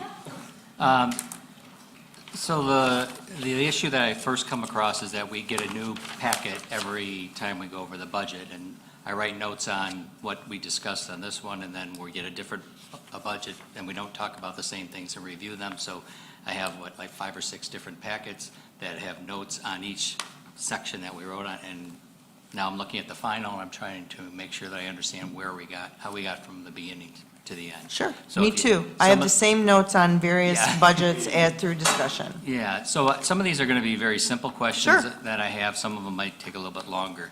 And of course, I'm working on my two different ones here. So, for example, when things come up as a blue line, this is just kind of a general question. I understand when we're explaining what's included in that blue line, but why do some things show up as blue lines? So, for example, like 101, 171,500, which is Do you wanna give us- trustee salaries. Want to give us a page? Let's see, I don't have that on I didn't do it that way. Oh, so it'd be page 2. Okay. So why is trustee FICA listed as a blue line when it isn't that way in like supervisors and clerk and everything? How does it come up as a blue line? I have no idea. Okay. Sarah? It was entered as a blue line. I mean, it's I that don't know why, simple. yeah, it should be its own, it's the same number. Yeah, So, that's- so 101, 101, 71,500, payroll taxes FICA. So the blue line is just a notation to describe what is above it. Right. Okay. Right, I was just So wondering. that's redundant, frankly, but yeah, I get you. Why it was only for under that line item. It could have been added thinking there were going to be other items in that blue line. So you put the notation in there as a reminder for later, and then it just never got deleted. Okay, so we're going to delete it or whatever, okay. Yeah. Let's see, 249, 101, 249, so page 5.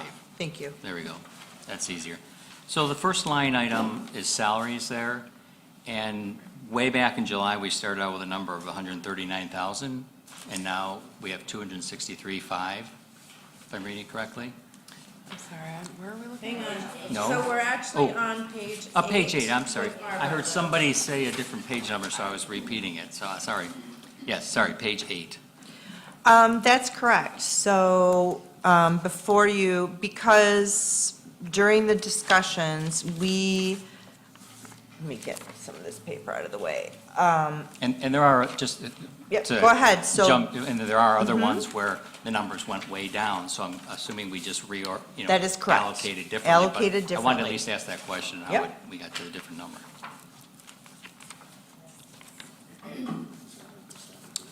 Let's see, find this page 999. Well, yeah. If you want to give me your GL number, I'll find the page. 24995,800. 800, page 9. Thank you. 95800, education and Yeah. dues. So we started out with employee recognition at $10,000, and now we only have $1,000? Was it the original just like a typo, or I don't want us to not recognize employees for contributions? Right, so in conversation with so in that 101-249-95800, we added dollars to that line for education and dues that would include things such as additional employee trainings and, no? Am I looking? Recognition. Right, so this line, 95800, went up, and 95810 went down. Right, why? Because during budget discussion, we added funding to education and dues, and then reduced the employee recognition. You can see how that doesn't make sense, though, right? Why did we do that? Why did we get rid of the employee recognition? That's the question. Right. So the question is that the recognition would be not so much, Sarah, can you speak to your intent on employee recognition? And then I can speak to my intent on education and dues. So I think what Sarah was thinking and what I were thinking were different. Okay, so I actually asked this question today. Originally, when I came with my AGVs, I had said I was going to be asking for $10,000 into employee recognition to expand that into engagement opportunities and, just recognition activities for different days throughout the year, administrative professionals, firefighter appreciation. So I originally had built in 10,000 into this budget.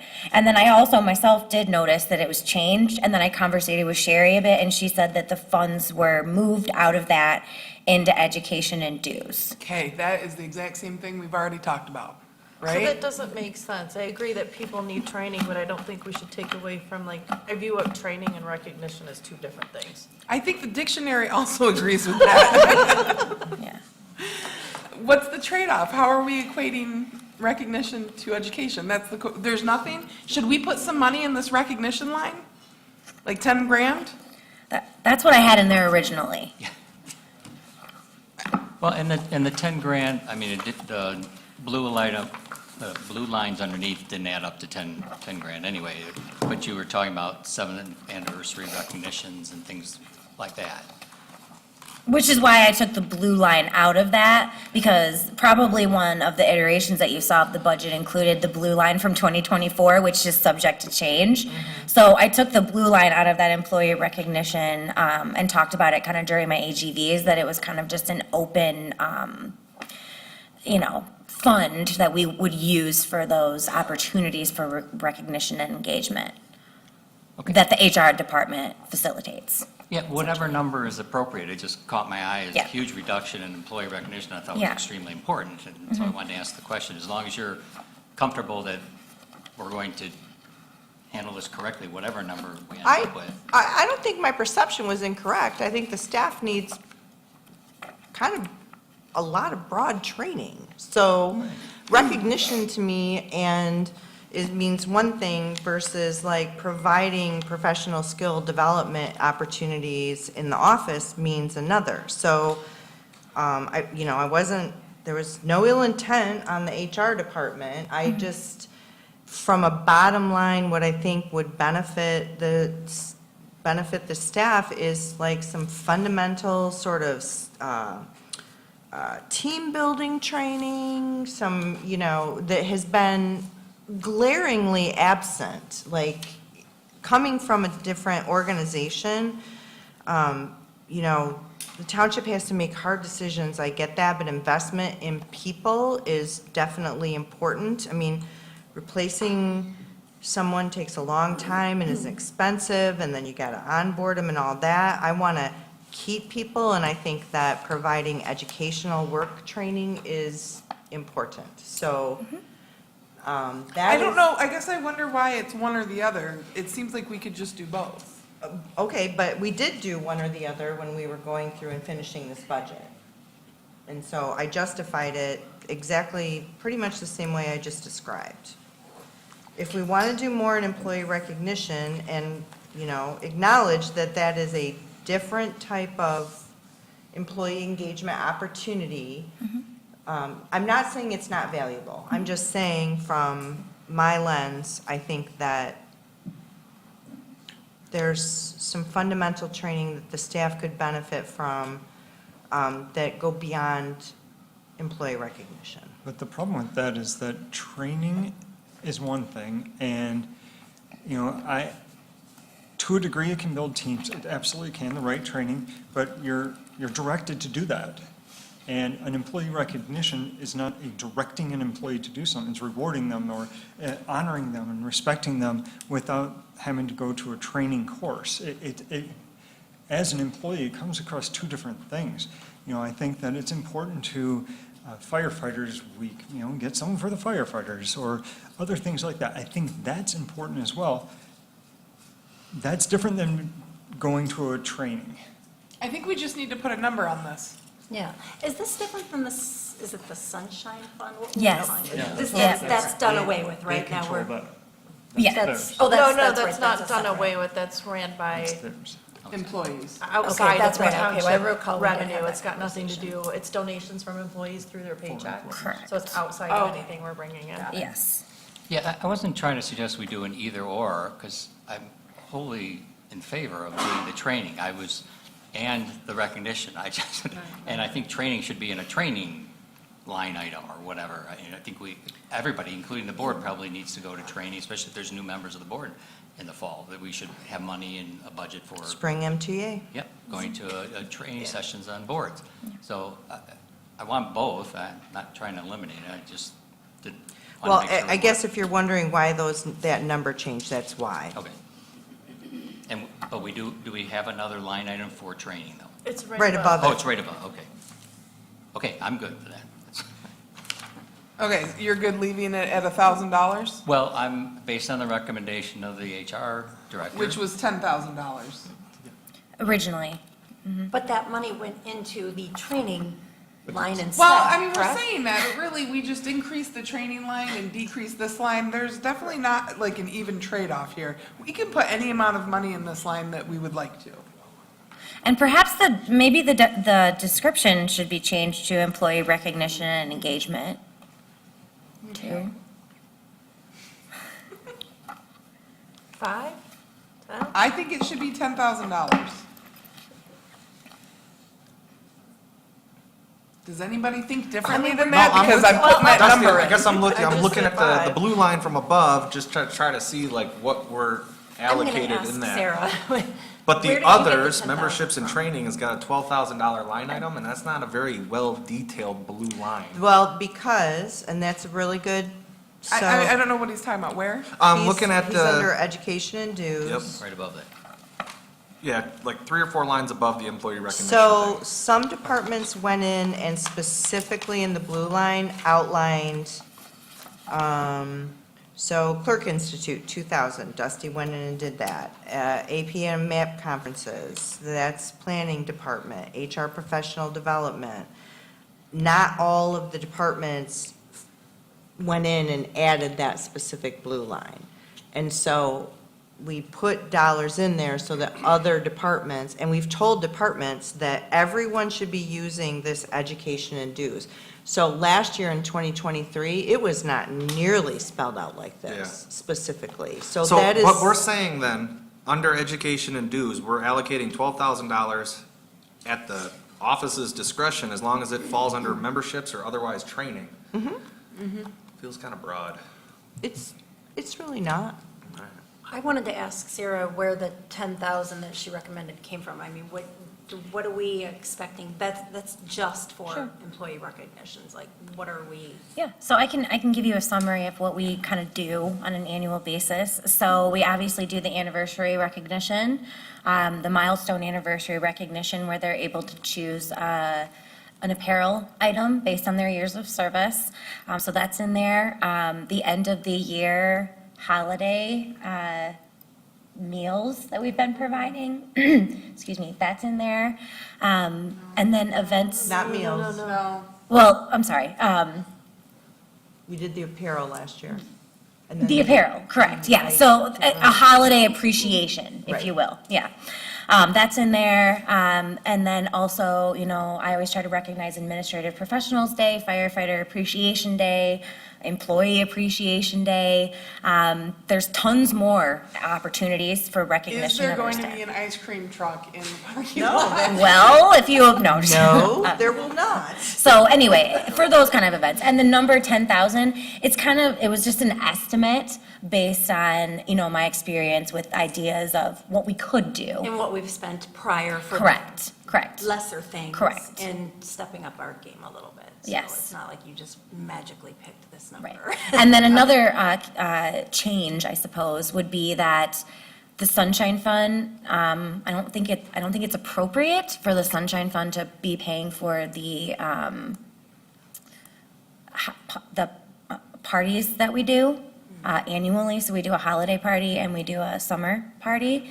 And the Sunshine Fund is paying a very large cost of that, to host that. And we're trying to keep that, since it's an employee donated. Yes. To each other to deal with, you know, family medical problems. Or Correct. something. Support gifts. Yeah, We want to keep things that that focused support on us. employee support gifts for life events. And that's not paid for that's paid for by the employees. Exactly, it's Yeah, no, employee that makes sense. funded. It So would they be- were shouldn't be basically included. funding their own. Yeah. So how much did you need in this line? My original request is 10,000. How many employees altogether do we have currently? About 75.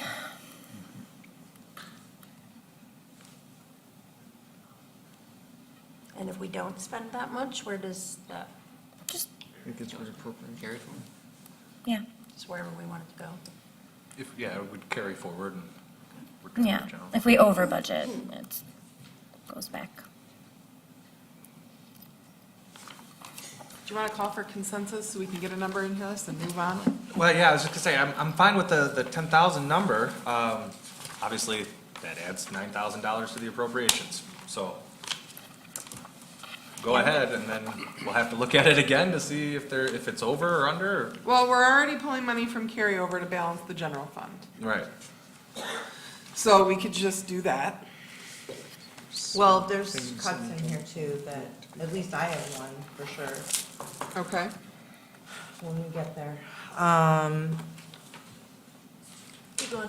We're going to get there today? I'm gonna just say, since employee recognition and engagement is viewed separately as training from your perspective as HR, and I respect your professional opinion, but I think that this is certainly a new, it's important, we want to keep people, but I think 10,000 is too much, and if we added 10,000 to education and dues, then perhaps we should consider cutting 5,000 from education and dues and funding employee recognition engagement at 5,000.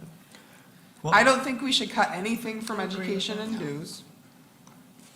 We could just start with 5,000 and the employee recognition. Again, I don't know why the education and dues is being tied to recognition. There's no relationship there. It could And be I just wish we education, would just dues, talk and about them employee separately. engagement. I mean, the title could all be together. I mean, I think it's just the way. No, education and dues is not the same thing as recognizing someone for the job that they've done.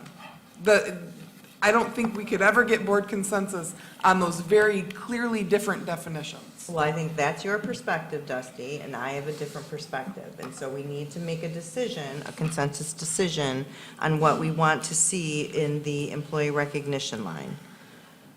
I've stated where I'm at. I support 5. I think we also need to be very careful of how we spend that 5. So you support 5 and reducing the education line by 5? No, I do not support reducing Okay. education. Anybody else? I would really love it if we could start moving along. Me too. I didn't realize that was going to cause such a huge discussion, but I'm glad we have it. Well, it's very difficult to say reducing something when I don't have what I feel is sufficient data to know exactly what dues and memberships are necessary, so I can't suggest that, but I do think employee recognition is too low, and yeah, at least 5,000 I think is appropriate given the number of employees we have, so I would support that, Claire.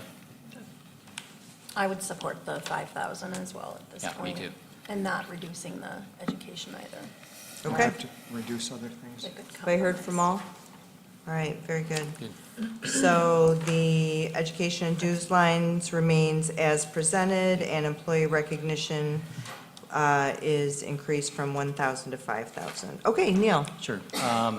Page 10, appropriations for legal. This looks like everything, all the salaries and everything was moved out of that? It was. Okay. So, It caught my eye. you know what? This is, huge- so we asked Jim to break down his time based on department, and we charged those departments for his time. Awesome. I figured that's what it was, but I wanted to at least ask a question. All right, let's see next.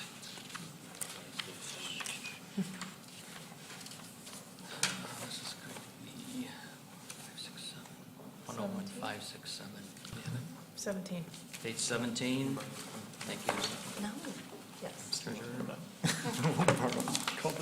So on 97400 capital outlay, 101, 567. Oops. Hang on, no. 567. Right. Page 18? 418. Oh, we're on. Sorry. I'm gonna stop listening to you guys telling me what pages, because you've been wrong twice now. It was the beginning. Okay. I knew I was So we're on keeping track, page so 18, so tired. capital outlay, I noticed that the maintenance facility's gone. It's gone. 350. That's correct. Okay. And the reason it's gone is the message was clear from this board that it had been carried through many budgets and had not been appropriate or had not moved forward. So I pulled it out of the budget. We reallocated that 350,000, and then we're going to discuss it during CIP. Awesome. Thank you. I didn't know that we had agreed to get it out of there, so when I. It was loud and clear. Good, okay, great. Thank you. I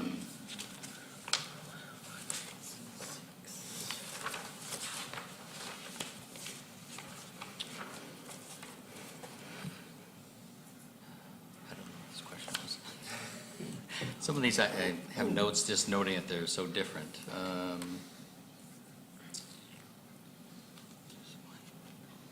Well, let's skip that one then. Yeah, you don't, I mean, take your Yeah. time, find what you're looking No, for. that's okay. Oh, okay, here's 107,756.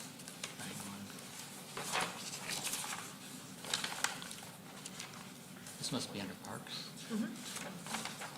So, page 8. What are you looking at, expenditures or revenues? I want to give you the right page. Expenditures. 20, starts on 22. Parks Department? Yes. Yeah, go ahead.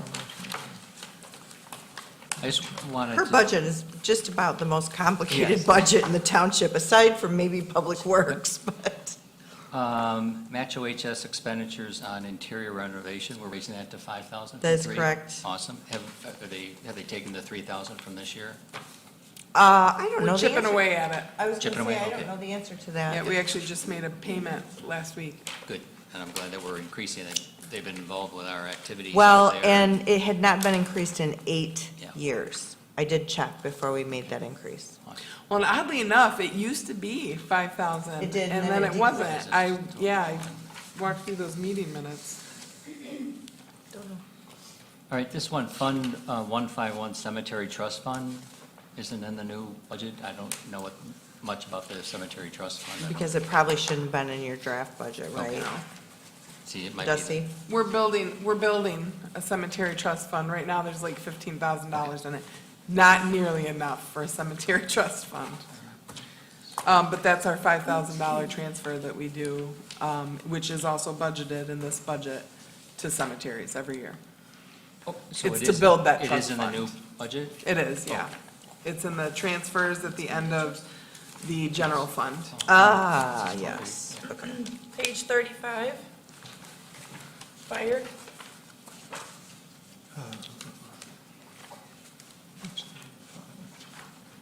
Okay, first line, fire pay on call. If I recall from the chief, that number goes down because we have more full-time and fewer on call, right? Correct. Thank you. Good. Just making sure I have that right. Neil, Yep. just so you know, on page 20, that's where that $5,000 transfer to cemetery is recorded. Oh, I see, it's listed as under, okay, got it. Thank you for finding that.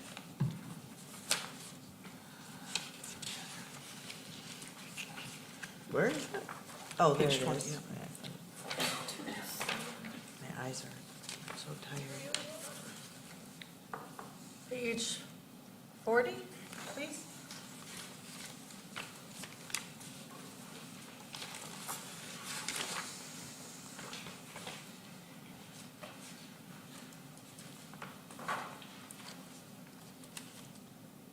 Yes, page 40, the 207-301-72800, supplies.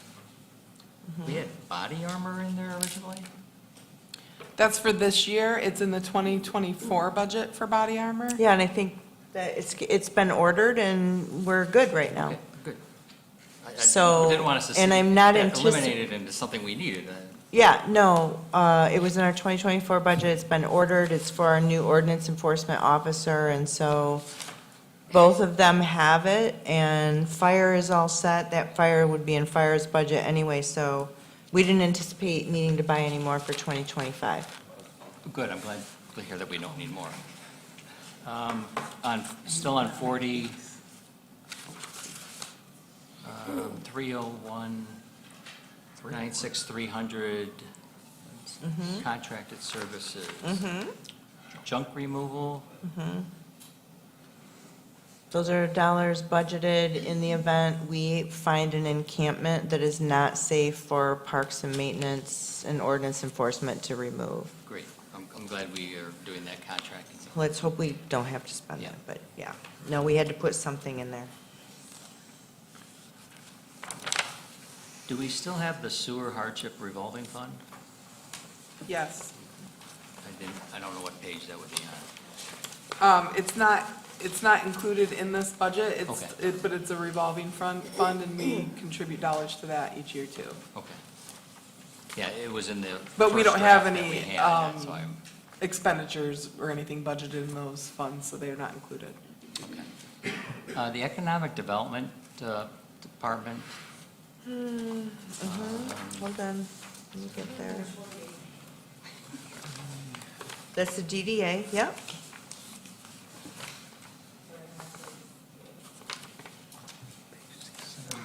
$48. 48, 49.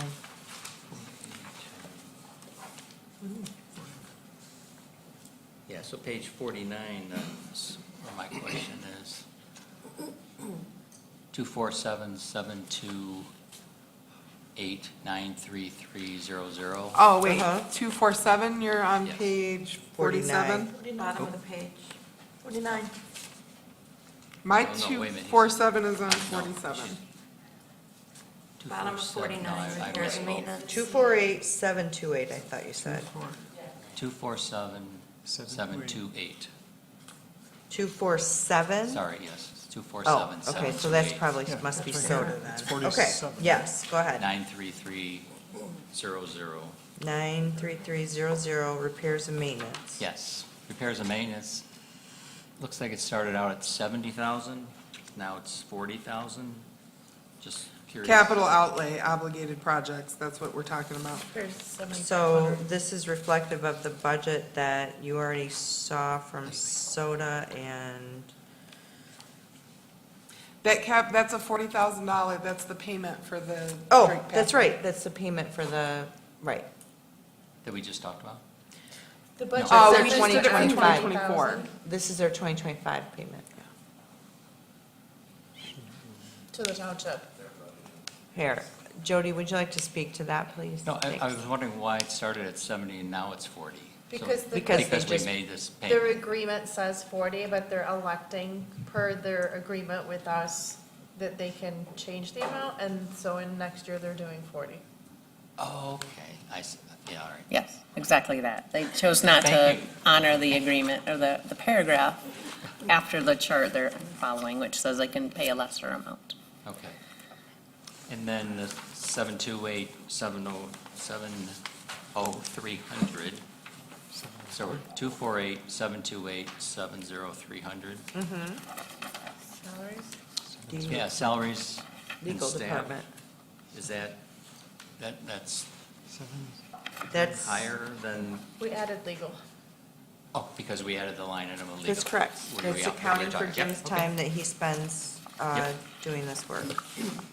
Great, that was easy. That are actually going to get transferred from these funds back to the general fund.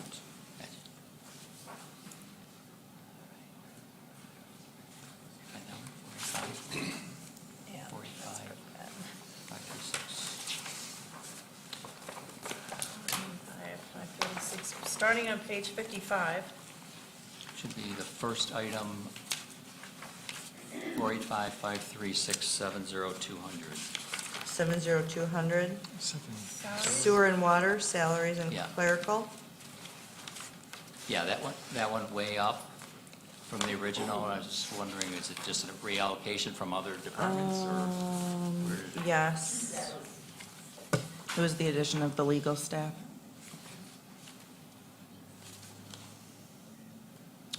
And those, there is a separate sheet for those breakdowns that was Oh, provided to the okay. board, so you Okay. can see which position is in which fund.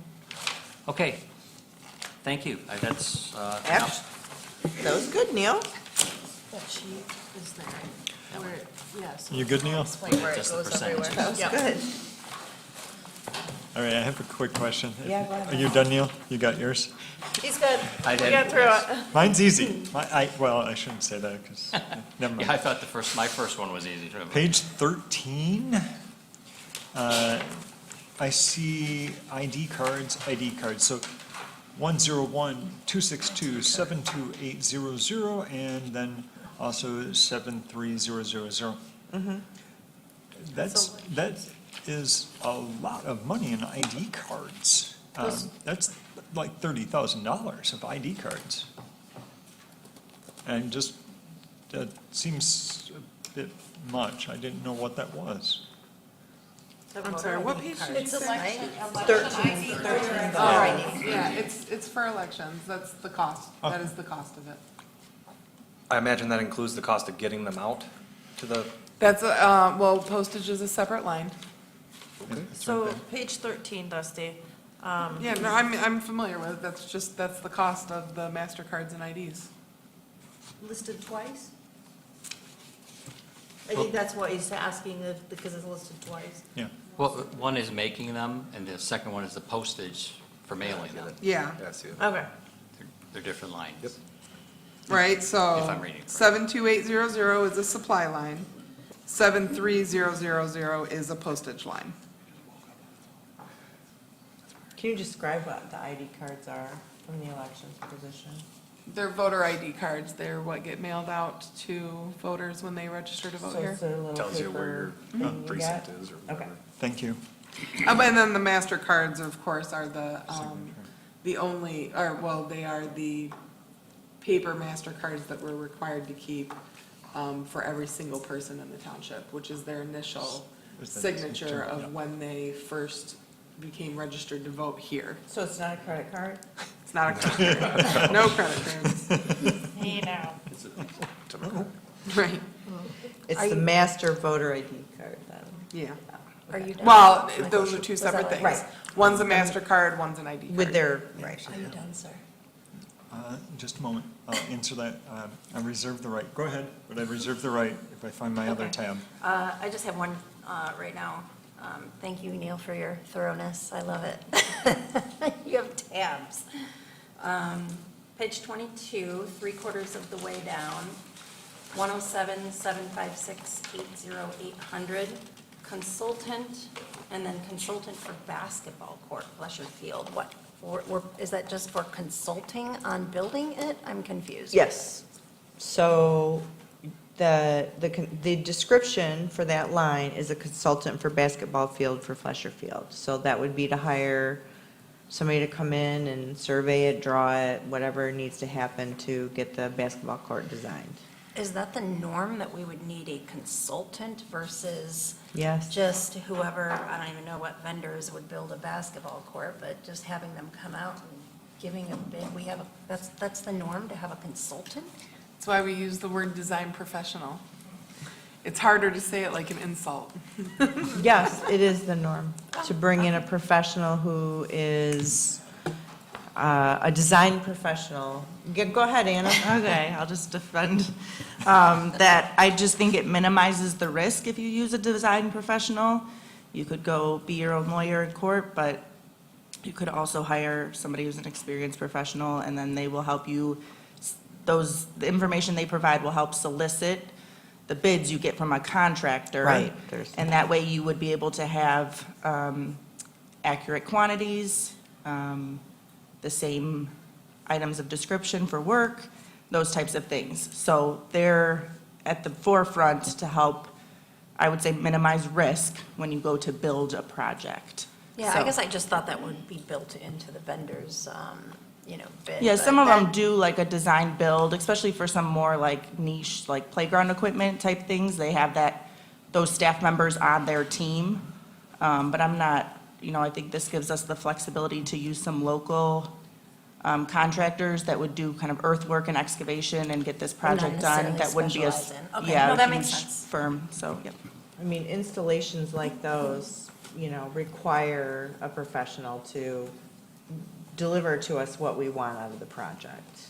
It's not just laying down concrete. It is Throwing not them. just laying down concrete or sending Jim out with a tape measure. And we did adopt a whole master plan for Right. Flesher Field, and some things are going to be moved. So it's not just like, okay, let's draw some striped lines over here, we're gonna have a basketball Gotcha. court. Some things are gonna be moved based on the approved master plan that we adopted. And that's part of the 5,000 consultancy. That's part of it. Awesome. It's not just go out with your tractor, drive over and help out, put in a Because I basketball can court. consult for $5,000, Yeah. I can probably, But do you know how it may to not be good. do a but- basketball court? You may need a line item And for get the enough- attorney fees for when Enough somebody's. dirt underneath, or gravel, and then whatever's gotta go on top. It's No, that makes complicated, sense. this building stuff. Kristen, any other questions? No. Okay, Michael? So on page 28, 204, 441, 82, 100. And I think we talked about this before, and I'm still just somewhat concerned about it. It's the Act 51 lobbyist. Can we talk about that again in a little more detail? Because it's $50,000, and I'm just not comfortable with that. Because I know the conversation we had before was joining with other townships, and I'm not sure that that's the best use of our funds. I understand the purpose, I understand the goal, but I'm not sure I'm comfortable with the use of funds to fund a lobbyist. That's yours, Anna. Do you want to speak to that? Yeah, so the initiative is to actually change law, Act 51, which would take quite a bit of effort. I think not, I mean, it says lobbyist, but I think also coming up with any kind of professional accountants that need to help run those numbers and what that might look like, you know, to go into those negotiations. I've never changed a state law. So the thought is that, you know, that would be quite a bit of effort to see that through. And this, to your point, as you mentioned, that you understood that it was working with some of our other partners, not only other county townships, but MTA and those kinds of things, to make sure that we could get that initiative far enough along. So it's, again, it's not anything I've been through, so it's an estimate of what it would cost and partner with. I think there would have to be an agreement with whoever we work with, either partners all contributing, and then the services we hire that would, you know, could come before the board before we move that forward. But it's recognizing that the township has a need to manage its own road funds that it gets from the federal level, and that's And we only have to one start way we somewhere. see how. I fully agree with that. I think we've had many conversations over time with that. I just don't feel appropriate us putting money towards a lobbyist. We have organizations that we join, such as MTA.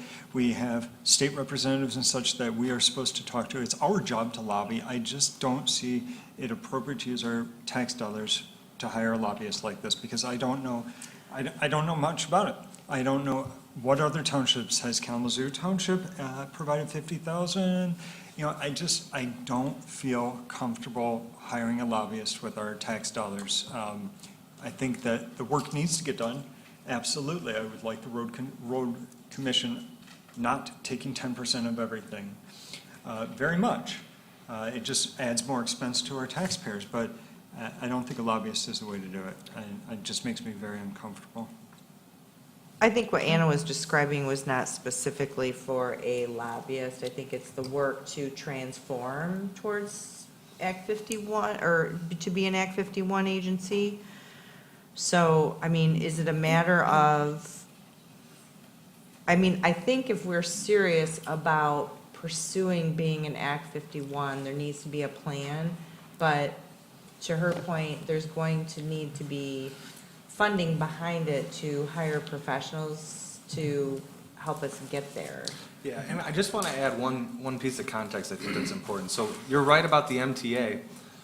One thing about the MTA is they're representing 95% of townships that are substantially smaller, possibly without a charter, different animals.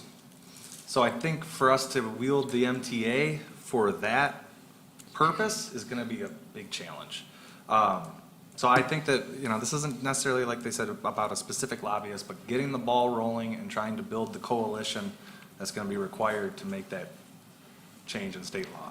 If I could weigh in on that, having represented the Michigan Townships Association for a number of years, they have nearly 1,300 townships, and there are only about 120 that are charter townships. Out of that 120, there are probably only maybe 30 that would fall in our category that would want to take control of their own roads. So I tried over the years, couldn't get any traction simply because they don't have the time to devote to it. They basically have like 2 lobbyists on staff, and they're usually dealing with issues that affect, again, the larger portion of their clientele, which are the most. non-charter townships, and they're not large townships like this. So I don't want to say they aren't any help, but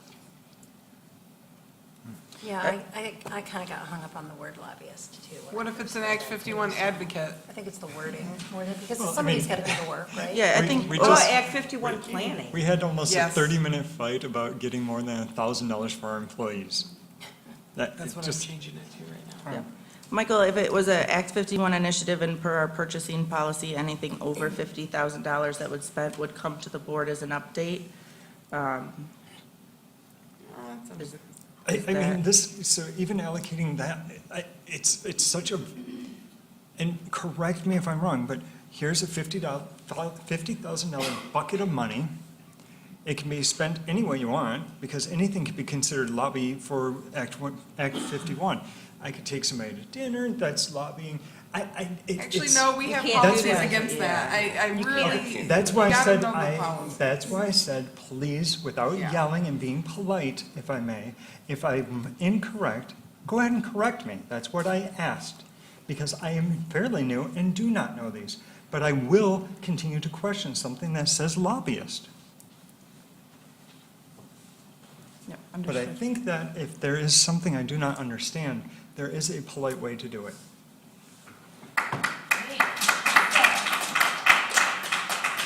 All right, so back to this.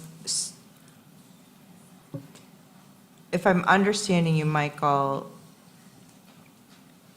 when you read this, it looks like the township is could go out and hire an attorney on our behalf to work in Lansing to change the law so that No, I we- don't see it that way, because $50,000 would get you about 20 minutes. So I don't see it that way. It's insufficient for lobbying for what we want. It would take substantially higher amount. This is. What I'm concerned about is what specifically and how specifically is the money going to be used? And that's the part I just don't understand, and what guardrails are on it. So, back to my earlier suggestion, if it said Act 51 planning, like, I mean, we have to, this is a placeholder to get us started to, changing Act 51 isn't going to happen in 2025. It will take years of building a coalition, advocacy, talking to our elected officials, finding out what the barriers are, let alone deciding, I mean, what we can and cannot do when it comes to really maintaining our own roads, which includes building, maintenance, I mean, it's a big question. But to me, I look at this as a placeholder to make sure that if that's a goal that we want to pursue, which is the freedom to control our own federal funding and spend it on our roads as we see fit, that it makes the most sense, then that's what that blue line means to me. And Anna, if that, you feel No, differently about, I you think know. you if- said it well, yeah. And I think he's asking to, correct me if I'm wrong, like, what are the, how did you put it, the roadblocks? What are the policies that we have in place that would, am I asking that correctly? So- That would be in place What are the to guardrails? avoid a lobbyist becoming, Well, there's multiple. There's state law and then there's our own policies, right? State law tells us that we can't go buy food for people. Right, so that's what would cover that. Then our own policies dictate how much we can spend. I mean, what we're really gonna need to do is spend time on that aspect of governance, the policies, for sure. But the attitude that any one of these lines could just be spent and be considered any which way is extremely insulting to our professional staff, first of all. In addition to be insulting to the way we do business and operate under our policies. So at the very least, we could pay attention to how we're using our words with our expectations of how staff is going to implement the budget that we're gonna put out to the public. If it's the word lobbyist that's the problem, we can change that to a different word so that it gives a better idea of what it is. Sherry mentioned Act 51 planning, because that is really what we're talking about, is planning, doing the work to move toward what could possibly be an eventual lobbyist and a partnership with those other 30 communities that have the same interests as we do in controlling our roads. We can have that conversation, because I can see that lobbyists, like the word consultant, can Conjure up. have different connotations to it. I also appreciate your comment, Michael, about we spent 20 minutes discussing 5,000 for employee engagement and 50,000 for, I appreciate where you're coming from. And so I would be willing to support, I mean, I believe this really is a placeholder in the budget, that this is something that we value and we want to do. And if we make a plan, then, yeah, we'll come back to the board and ask for a dollar figure that would be necessary to execute that. So if reducing that number to 5,000 makes you feel more comfortable and it's equitable, let's have that conversation. So I would absolutely support something like that, because what I would like to see is some reach out to other communities of our size, the affected communities that Dusty explained, and come up with a plan so that we can see how much is necessary. And 5,000 would cover that, but I'm just not comfortable with $50,000 for that. I So think then the after the purpose- 5,000, we If could get a there's a plan, report of, yes. here's the update, this is what we've done, this is what we've And decided here's- we could do, or whatever, In yeah. Township A, B, C, we're combining this amount with the goal of this to do that. Absolutely. I would completely support that. I can make those changes and call it an Act 51 planning and advocacy for $5,000. It's already done. She's typing as we go. Just wonderful. Is there any other thoughts on this conversation? No, I like that. I think it's gonna keep the board apprised of what's going on, what step we're at. We'll get comparisons from other townships, how much they're contributing, so on and so forth, and I think that's gonna be more beneficial. Thank you, Michael. That's all I have. Thank you. Okey doke. Kristen, Michael, Neil, Zach, did you have any questions? Did we get? No, I don't, actually. Okay. Claire? No. Oh, my gosh. After spending, 12 hours with accountants and, no, Come on, it was pretty fun. It was fun. As long as you like numbers. Me No, I too. don't have any questions. Okay. Dusty? I have one significant change for the budget for this board, and that would be in the supervisor's budget. And Sarah, help me so I don't forget something, but currently in the supervisor's budget, there is full-time supervisor, full-time HR director, full-time HR coordinator, full-time meeting communications, full-time finance director, and some administrative support. Does that number still reflect the community development position? So I want to mention the blue line that you have in your packet. The number for supervisor salaries is quite a bit higher than the number that I have given you on the printout of the salary breakdown, where I hand wrote 2025 salary breakdown at the top. And that is because we met yesterday and decided that we were going to take community development director out of the open positions for 2025, and that was $120,000. So those numbers were modified to reflect that change. And while I'm here, there is one other thing I want to point out is in the general township operations fund, I had a formula error. And I was under-reporting the receptionist's salary. So that will have an implication on that general township. It's 101,249 salaries of about $20,000. Up or down? So Dusty, we're gonna have to connect tomorrow and make that change. Okay. But I didn't make it in the budget. 204, 70200? 101,249. Correct. And that's gonna, that's gonna, Apparently, that's not what I said. yeah, so. All right, so back to my original question, though. In the budget that's in front of the board. Yes. Does that salary that's in the budget include that community development director position? Yes. Okay, so that, sorry, I'm yelling, I feel like, 101-171-70200. After conversation, some evaluation, we have all the pieces in place to have our own community development department. We have quite a few new staff that are leading departments, and I really think it's in the best interest of the staff to, I'll use my what's that called, my example, like, let this cake bake a little bit. Like, let people settle into their roles, get confident, like, build new systems. And I don't think would be good for the staff or even a new person to throw in a community development director on top of that. So I'd like to pull that position out of this budget for 2025, but I would anticipate that we would bring that forward in 2026 as a new position. Let the cake bake. Michael's processing. I do that. No, the question I would ask is, and this is just, it's not positive or negative, it's just with the whole new team, would it be better to have a whole new team and have them grow together? It's just a question I ask. I don't know that either.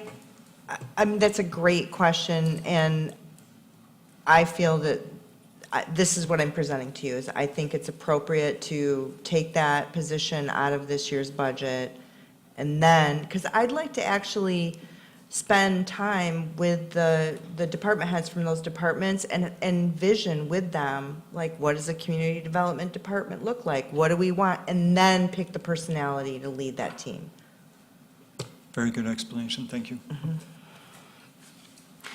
So really, we're talking about, so I've made the changes, the few changes that we discussed here. Those salary changes we can do that tomorrow morning. Yep. So we don't have the exact number, but we could put this out for public consumption, like if there was a motion to put it out for public viewing with the changes discussed tonight. And as long as we all have a good idea of what those changes are, ultimately it's a reduction in the budget number, so, for the general fund. Is that the item we're taking on item 13? Okay. Lost my agenda again. All right, are there any other questions on the budget? Attorney Porter, is it people that want to make comments on the budget could do so at public comment, or should this isn't a hearing, so. It's not a hearing on the budget, no, that would be appropriate in November. In November, okay. Thank you for clarifying that for me. All right, if there's no further questions, I think Clerk Farmer's made most of the changes we discussed tonight. HR Director and Clerk Farmer will iron out those last details around the salaries, because that will impact FICA, retirement, all those other lines. And then, goodness gracious gravy. And then we will take up whether or not we want to move forward and with a motion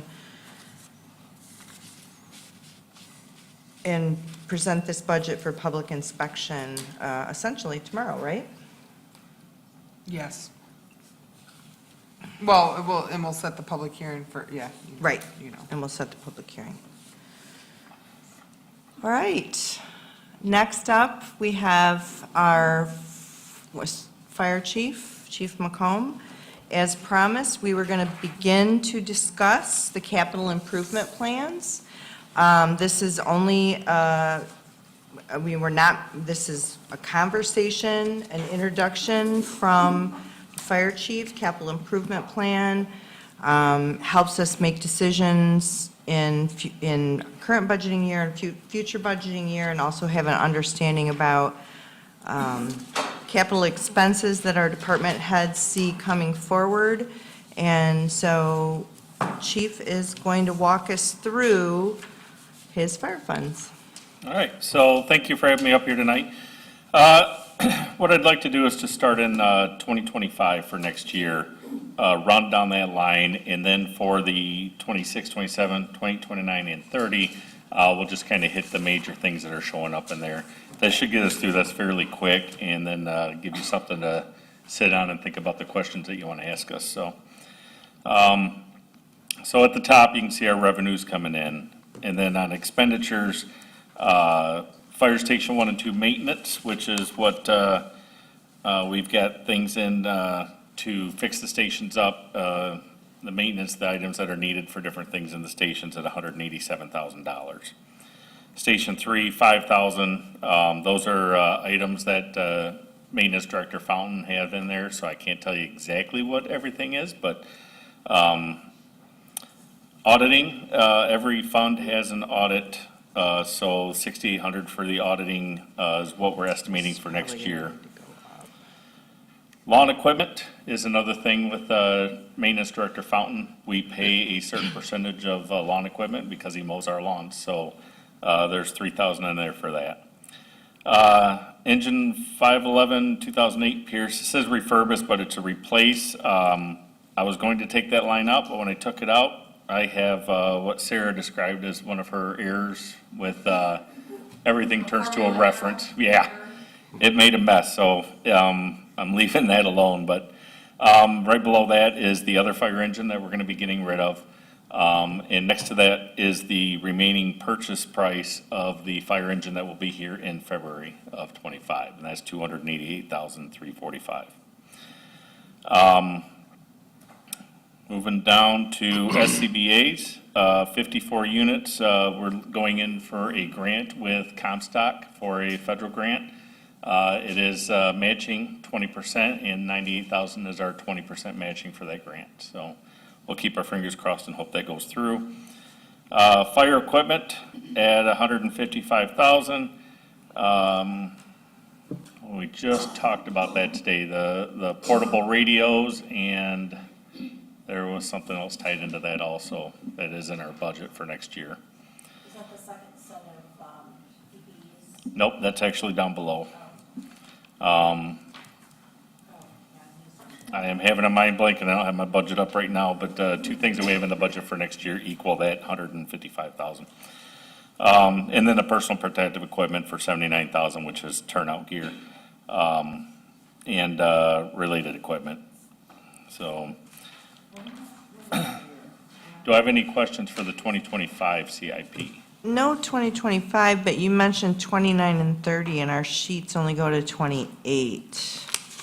Oh, that might be a printing problem, but I mean, I don't think we have to discuss all the way to 2029 and 2030 for sure. I Yep. think 26 and 27, but just be mindful the board isn't seeing 29 and 30. okay, there is one thing in 29 that I will talk about, but let's go through. Do you have a question for you? Sorry, before you move Yes. on. Does that include 800s? Yes. Okay. Yep, that's in that fire equipment. All right, so for 26, 27, 28 that you do see, the major thing in there is the fire station. I can't say that I put $1 million in for 26 that in my mind is working on, we're finding a piece of property to put it, we've got to do the testing, we've got engineering costs, all the upfront things. So I have no idea if that dollar amount's where we need to be or not, but I put $1 million in there, and then $10 million the next year to build the facility. And again, this is a living document, so, these numbers may go up or down depending on where we're at, what we're looking at, what our plans are for the building, so.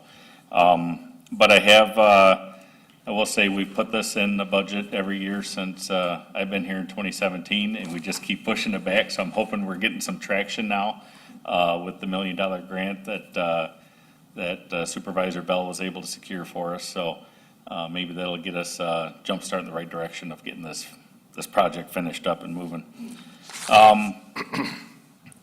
So as I said, those numbers are in a living document, and they're going to go wherever. Yes? That $1 million grant, can that be used for prep work, or does it actually have to be used on construction costs, or? We do have a definition of that, and generally speaking, the grant is not to fund a campaign to build a fire department, but we can use it for other costs besides brick and mortar.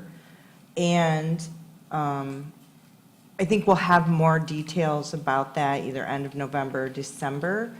But the timeline, if we accept the funding, is actually, it's a bit. It was a couple of years. at least. Or It more, was- yeah. So if we accept the grant, I mean, so I think we just Is it want like a to, reimbursement situation like? the I Parks don't grant? think so. Okay. I do not think it is. Good. Nope, and I think the major thing they were looking for from us was, if you have a plan in place that, yes, you're moving forward, this is your plan, here's your money. You know, and that was the major thing that we have to get past that hurdle, so.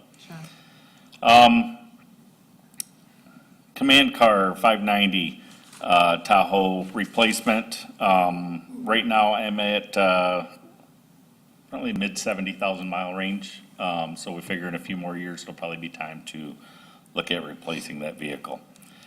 Right below that is something new, EMS response pickup. So, we had a little bit of an issue with one of our SUVs. Deputy Chief Burkhart, was, on 4th Street and had a vehicle pull out of a driveway in front of him. We are pretty sure our SUV is totaled out, waiting on insurance to give the final word on that. He's okay, the other driver's okay. But, yeah, another vehicle problem. Deputy Chief, we realized that the EMS vehicles that we have, the Ford Explorers, are too small for all of our crews. We have the EMS bag sits in one of the back passenger seats because the back is full of equipment and everything that we need to take with us. So, Deputy Chief said, if you want to look at getting a different vehicle, like maybe a F-150 pickup like we just bought for the fire, assistant fire marshal, that would give them more equipment space and be able to seat everybody better, that he would take one of the smaller vehicles as his, Like as a his Jetta work vehicle. or something? One of the Explorers. Geo? So, I think that's what's gonna happen. We're still waiting to hear from the insurance on the Tahoe, but if that's totaled out, that's probably the path that we're gonna go down. So, in the budget is reflected, for a new EMS response pickup to replace the other SUV that we have, the Ford Explorer. And that will become a staff car, which is needed anyways. I mean, they're used quite often as staff vehicles anyways, so. So I did put that in the budget for 2026. 2026. Yep. Moving down, fire equipment. Again, these numbers are just kind of a guesstimate right now where we're gonna be, but we put 150,000 every year in there for equipment that we may or may not need, that we may need. And then personal protective equipment, in 2026, I think we're gonna be sitting pretty good with, what we need, so we were able to drop that number down to 20, and then we're gonna come back up to 40,000 every year after that, and again, living document, so. The only thing that I have in here that is, not in the printed sheet that you have is, we do have an aerial that will be up for replacement. It's a 2011. And that is sitting at $1.8 million in 2029. Now, before we delve much more into that, I do want to talk about let me find it here. We're looking at, instead of, and I know I shocked the board last time by saying 8 years on a fire engine. We came up with we stole a document from Grand Rapids Fire Department. They do not put a number of years on their vehicles. They use a very objective chart that uses how many miles, how many years old is the vehicle, how many hours does it have on it, what is its condition, how long is it out of service for, if it's getting work done on it or whatever. And then we overall give it an overall score. And so it's kind of an apparatus scorecard is what we call it. And they end up giving those vehicles a grade, a B, C, or D. D is reserve or dispose. E is a dispose. So within that, grade A frontline, Grade B, frontline service. Grade C, we're going to frontline or reserve, reserve or dispose. So once we get to a grade, a certain grade, and I believe it's 15 points, that's when we say, okay, board, we need to start looking at this apparatus. And we can see that the 1994 that we have has lasted a lot longer than the 2008, and they're both going out at the same time. Not every fire truck is gonna, some fire trucks are gonna last longer than others, so we don't wanna just give it a solid timeline and say this is it. So this apparatus scorecard, I think, is a really good way to work around that. I think it makes a lot more sense. But that is not exactly how we've made those decisions in the past. It hasn't been a hard line of a year. Yep. We estimate the year, and then when we get to it, we evaluate the exact same things that you just listed off that would be on that scorecard. So we were almost there, but I think this is a much better way of doing that. Yeah, I would agree. So do I have any questions on the CIP from the board? And if not, we can always take questions later. What was the thing you were gonna talk about for 2029? The Oh, that aerial. Yeah. Yeah. Can the aerial not be from Pierce? Chief, Most definitely not. I haven't had a chance to check over your math yet, but in case you have these percentages into your formulas, your capital is 6%, not 5. I don't know if that's how you've calculated revenues at the top yet. I haven't checked yet. But that, but that. These are wrong here? Yes. Oh, fabulous. So it's It's 85, 9, and 6. Okey-doke.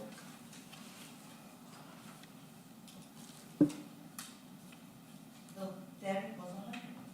It does. Okay. All right, thank you, Chief. All right, thank you.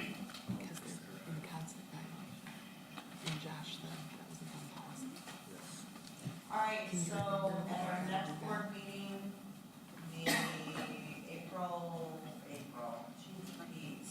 October 22nd, Anna will be presenting the CIP for Public Works. And I believe I have just about everybody, all the other departments teed up for when they will be coming in November, and it is my anticipation that we will approve the capital improvement plans by December, our last meeting in December. Okay. All right, so, thank you, Chief. Oh. Thank you. Thank you, John. Does anyone need me to repeat what I just said? All right, thanks, because I will. We're working on capital improvement plan. All right, next we have item number 13. So we had a big, long discussion about the budget that's been presented to you, how we got there, took questions, made some changes.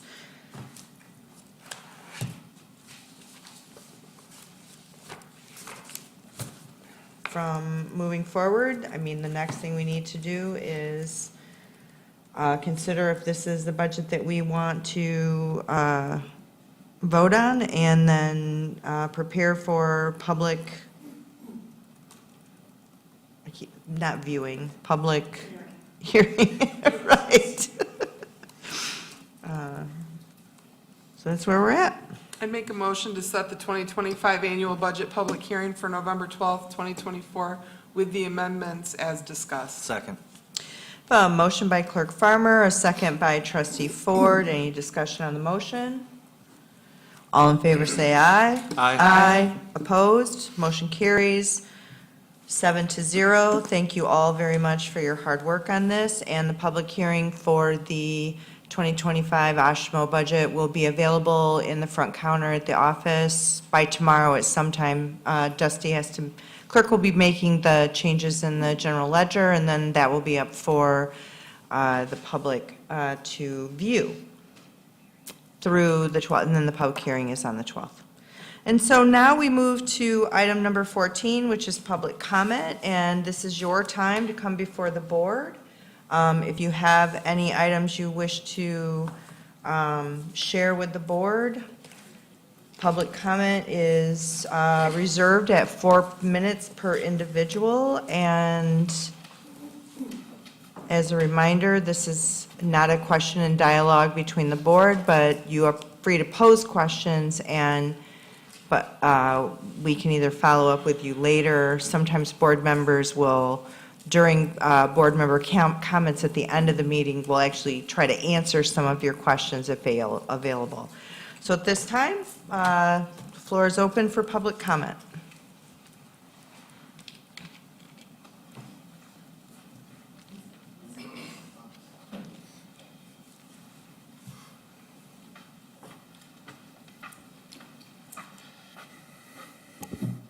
Hello, Madam Supervisor, members of the board, residents of Oshtemo Township. I'm Dr. Matt Longjohn. I'm a resident of the city of Portage, though I have deep roots here in Oshtemo. In fact, the day my father died, he was at this podium the day before the afternoon he died, presenting a case about zoning. So we've been involved in this community for a long time.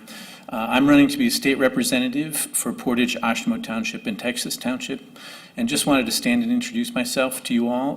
Hope to be in Lansing as the only physician in the entire legislature. I'm dressed in my Western gear today because I was teaching at the med school and also meeting with students throughout the day. But hope to be the only physician in the legislature working on lowering drug costs, strengthening our healthcare workforce, and improving the health and quality of life of everyone in this community and indeed across the state, and hope to have a great working relationship with you all, and just appreciate having the chance to make a public comment and introduce myself to you. So thank you very much. Thank you, Mr. Longjohn. Thanks for taking the time to be with us this evening, and go Broncos. Please, if you want to introduce yourself. Hello, I'm Bridget Frame. I've spoken up here before. I'm at 6460 Jane Ann's Way. Firstly, I would like to thank Trustee Cole and Trustee, I'm so sorry, your name, Mike Chapman. Thank you for attending our little neighborhood meeting that we had the other week. I thought that was a lovely gesture of trust on your end, and it was greatly appreciated. I would like to draw some attention to the township's own mission, vision, core values. I've highlighted a couple things that mean a lot to me in regards to that connectivity that we've been bringing up. One is, in your mission, you state you have commitment to responsible growth. So part of responsible growth to me is considering the people who live there. So I wanted to draw your attention to your own mission. Second of all, in your vision, you state responsible growth and rural preservation. Rural preservation means to me a lot of why us who live in those neighborhoods who are going to be affected moved to Oshtemo. Rural preservation, not bulldozing down and connecting us and making us look like a city. So I wanted to draw your attention to that. That is in your own vision. Second of all, core values of public service.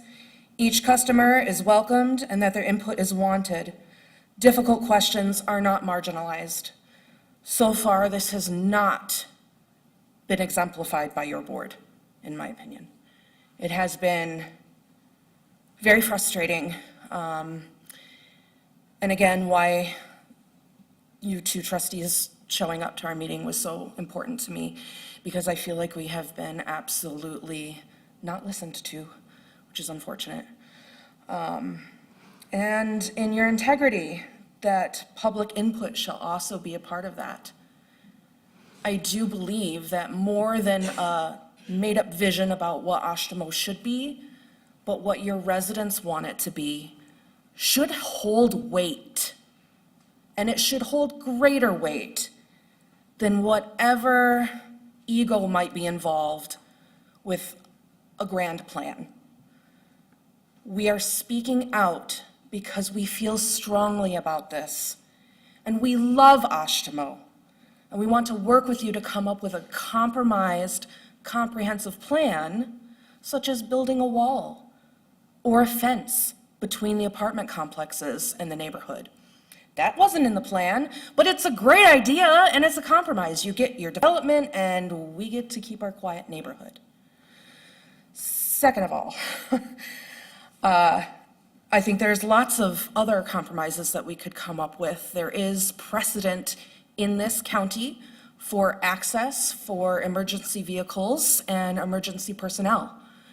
That does not involve creating a whole new road at the end of a cul-de-sac.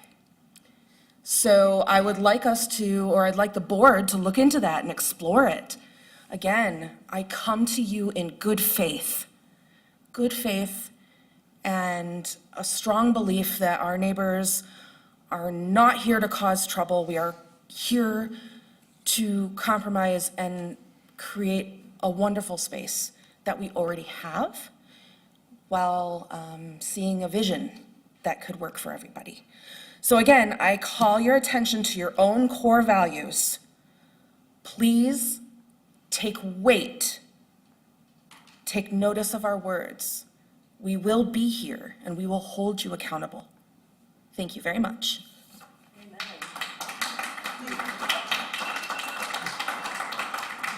Yeah, I'll put one up, Dusty. Here we go. Hi, welcome. Hi, how are you?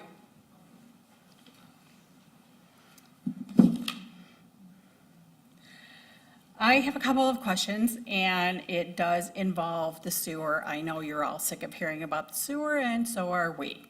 However, in your latest newsletter, it stated that the road connection for residents of Oshtemo was going to be $7,500. My question to you is, has that been voted on? Is that written in stone? Or are we all going to get a surprise?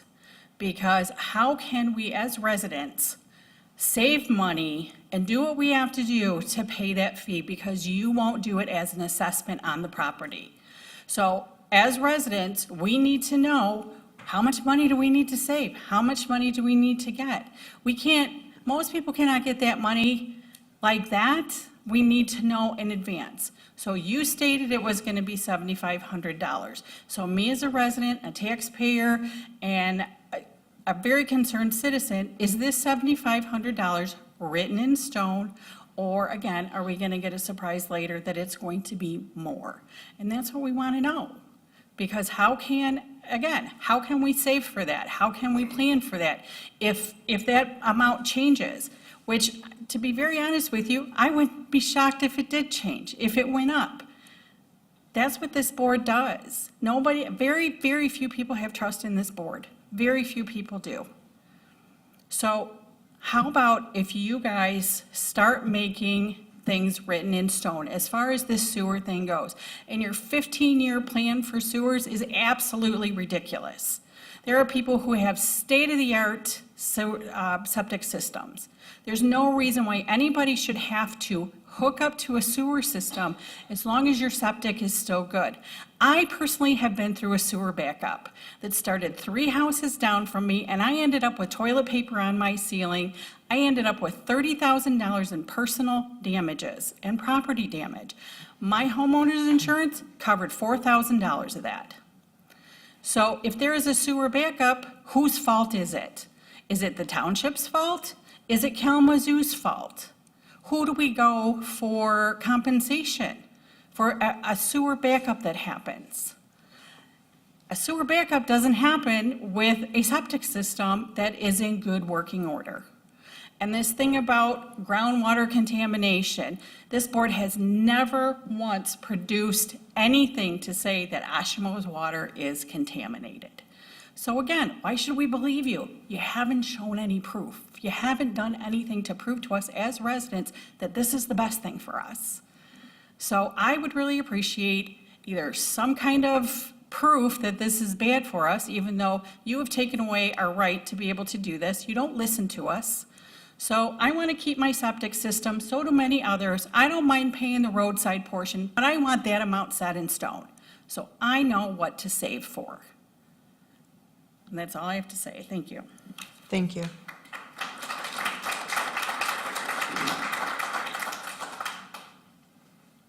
we have anyone else who wishes to make comment this evening?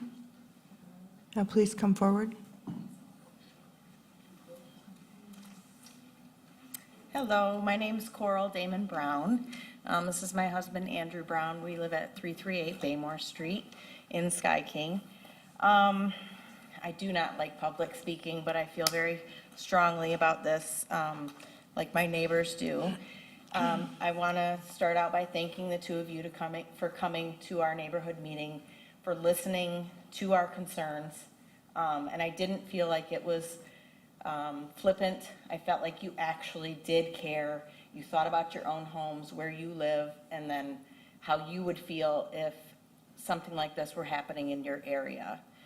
I am not necessarily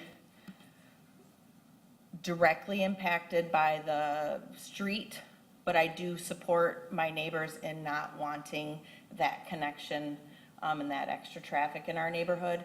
What we are mostly impacted by is at the end of our cul-de-sac is where the 366 apartments are being proposed with a 50-foot buffer. We're the second house from the end on the cul-de-sac. That's not a very large buffer. We still can hear noise from West Main of traffic. It's not horrible, but I can only imagine what the noise level is going to be with 366 apartments and cars and whatnot, just 50 foot on the other side of a small berm of trees that are left there. So when we were at the neighborhood meeting, we had discussed if this was set in stone, which I've heard mixed comments. My husband was at a meeting and it was told that it was kind of a done deal. There was no discussion on the apartments. But then in a news interview, it was commented that it wasn't set in stone and that you wanted to hear public comment. So I'd like some clarification on that at some point. I know this isn't a question and answer, but if it is set in stone, I would like some more exploration of what we talked about, increasing that buffer. And I don't want a fence.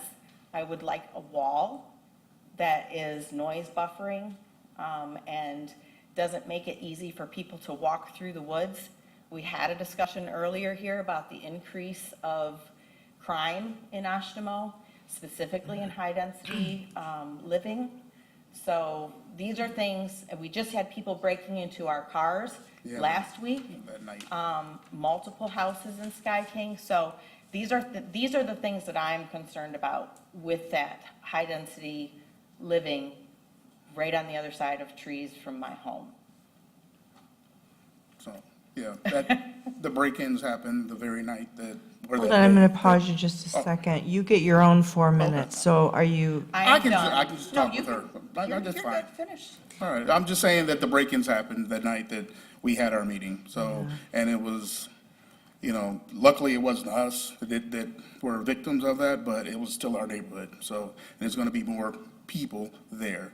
And I'm glad that you guys are gonna be hopefully hiring some more police officers or whatever, but as you said, you don't have enough right now, and you're gonna be inviting more people to be living here. So I appreciate you guys coming out too. So thank you. Thank you.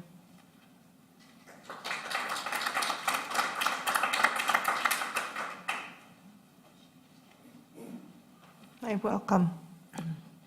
I apologize, not everybody is 5'5" or 5'7" in this world. Sorry, Sparty. Rob Velan, I've been an Oshtemo resident for 20 years, and I live at 6408 Old Log Trail, where you can see a bright, big Notre Dame football flag in the window. I can tell you that watching the last meeting, I was appalled by behavior. I consult with credit unions on board and board development. And if this board tonight had 1 ounce of character or integrity, they would force that board member to resign immediately and allow the voters vote in the next trustee in 4 weeks from tonight. Thank you.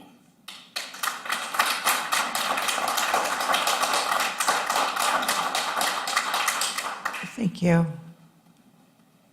Welcome. Thank you. My name is Rob Satarski. I'm not 6'6". And I wanted to reiterate what Rob Veland was saying. I agree that the behavior was abhorrent. It was unprofessional and non-becoming of a board for our township. I was also at the Sky King Meadows rally. 3 neighborhoods came together. A couple trustees were there. A couple of the candidates were there. We had good conversation, and there was conversation about connectivity.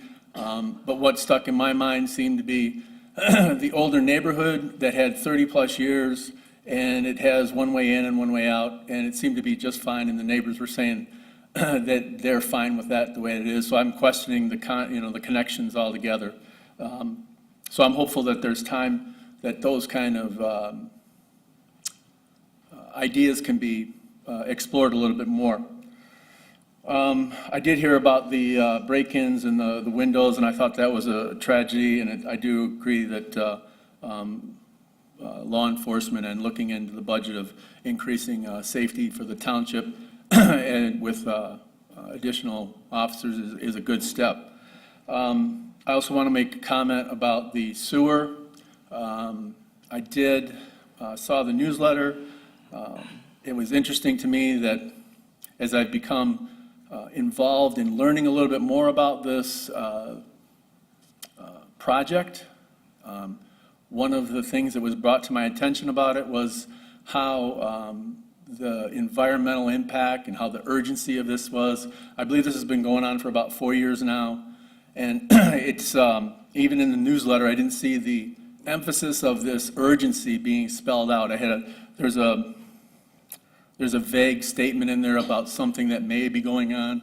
It seemed like if this was a higher priority, there would be a KPI, a key performance indicator that would say, this is what's going on, here's where the urgency is, and we want to keep people safe. And it just, something doesn't balance out about that, the way that works out. I think that's all I have to say. Thanks for letting me have the time. Thank you. Is there anyone else here who wishes to take this time during public comment?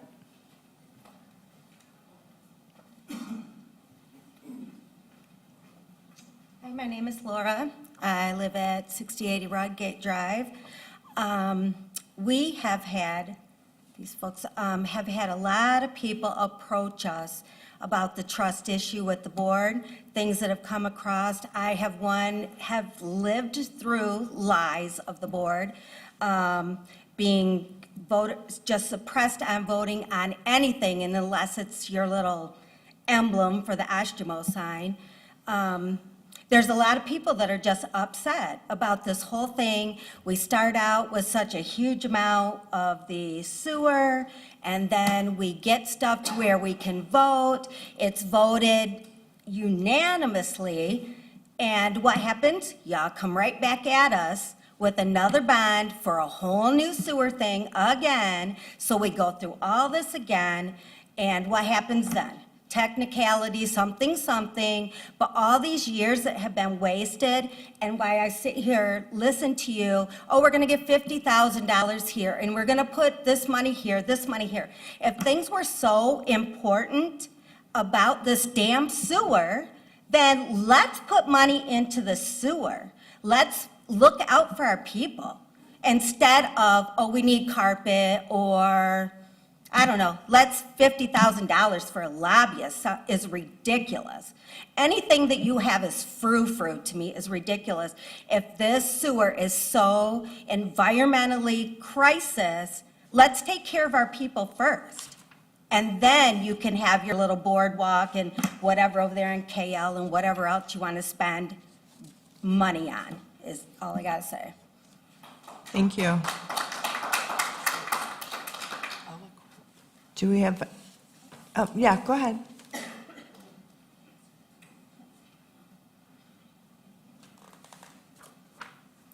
Thank you.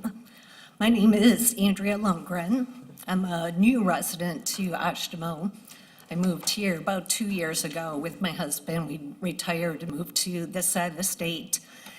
And meeting people here in the community, making friends, meeting our neighbors, I started to hear some concerning things about this board, concerning things about projects that have been pushed through, concerning things about the residents here being ignored and being pushed into things they didn't think they needed. The sewer project, if they had a septic field that was perfectly fine, they were told, nope, you have to hook up. It's mandatory. And I started to talk more to people about issues of the board ignoring them, belittling them, being rude and short with them. So I decided that because of my background, I've never run for public office, but decided I need to run for public office. So I'm running for trustee here in Oshtemo. I have a background in politics. I have a degree in political science. I worked for 3 years in the Community Relations Department for the City of Sterling Heights. And then I worked for 18 years as a news writer and producer for WDIV Channel 4 in Detroit. That's the NBC station in Detroit. So I've covered council meetings, Detroit City Council meetings, local, state, national, and the behavior that I've seen from this board tops it all. I've never witnessed such horrible, rude comments from public servants. You are to serve us. We voted you in, although some of you were appointed, and the lack of respect that you have shown these residents is abysmal. It's deplorable. It's shocking. And that's why a group of us are going to challenge you, and we're running to take your seats. Thank you.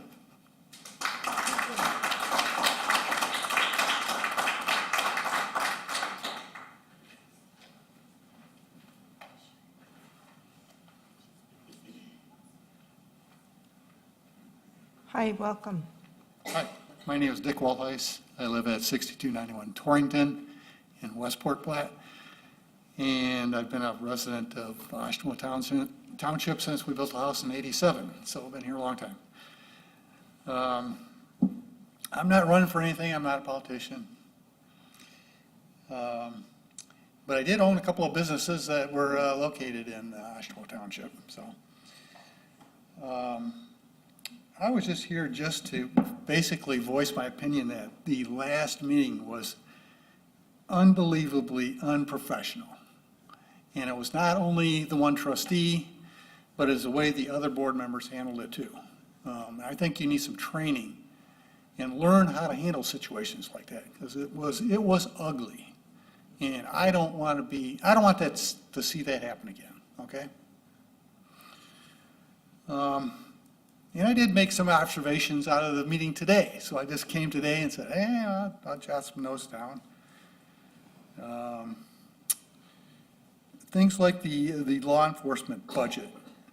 You know, you guys don't know if you got one new position or 2 new positions. Hey, 2 positions, that's 20% of their freaking budget. That's $200,000. That's a lot of money. So you ought to, be prepared and understand what the impact is and what you really want. Does it match up with KPIs? What are your KPIs? Okay? Board knowledge of compensation procedures is weak. COLA and merit combined as a package is very unusual. That doesn't happen out in the private sector, believe me. Somebody ought to really understand that, because putting in like a KPI-based merit program is a big, big, big issue. I mean, that takes time. Employee recognition slush fund of 10K, and somebody just saying, oh, I'm okay with 10K. Tell me why. Why? Why 10K? Board seems overly concerned over small budget items. You know, that level of discussion should not be at a board level. Should be hashed out before it even gets here. Act 51 lobbyist discussion, that was appropriate and good. And the way you present your budgets, why not put last year's budget against this year's, so you know the differences? And if you have different variations of your budget, stack them next to each other so you can see what the differences are. It's real hard to understand by just looking what the current one is as to what to compare it to, right? So why not do that? Thank you. Thank you.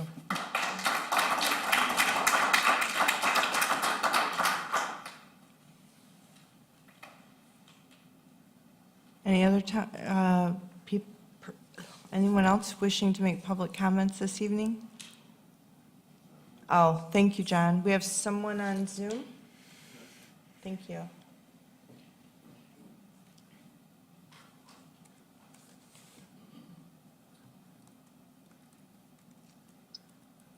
Hey, can you hear me? Yes. Excellent. Okay, hi. I'm Katie. I couldn't come because I have an infant and he would have been pretty loud during this meeting, so hopefully you can hear me via Zoom. But I just wanted to say I do live on Baymore. I've actually been an Oshtemo resident for, I don't want to give my age, but I am 42 and I left for 15 years, so there's that. But my question for you guys is if there's any possible way, I know that this development's happening. I was an environmental biozoology major, so of course, my stance on development.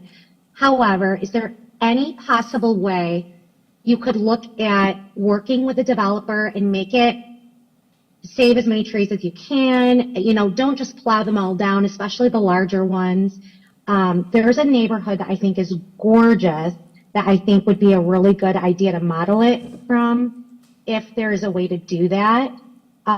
Just down the road, it's absolutely beautiful, and I think, I know it would be more expensive, but then you could hike up the prices on these duplexes or make them into homes. I don't know, but if there's any way to make it, Oshtemo used to be a very green place, and I just feel like the developments are starting to become everywhere, left and right, everywhere you go.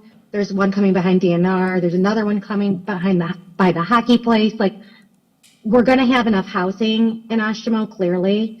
So can we please do, look in the environmental side of this and just take a look at, what do we want our future generations to see? If you replant tiny little trees, that's great and all, but these old growth forests, you just can't keep plowing them all down. So if you could really, please, before you keep allowing all these developments, have them take the natural look just a little bit. And the Oshtemo that I knew and grew up with is changing, just changing so much that people like me, it's sad to see. And this is turning into Portage. Westnedge number 2 over here. So please think about it before you approve all the building. And I totally agree with my neighbors. I don't want connections either in this neighborhood. I think if you do it on Seco Drive, that's great. Leave Baymore and Jane Ann's Way alone. Thank you. Thank you.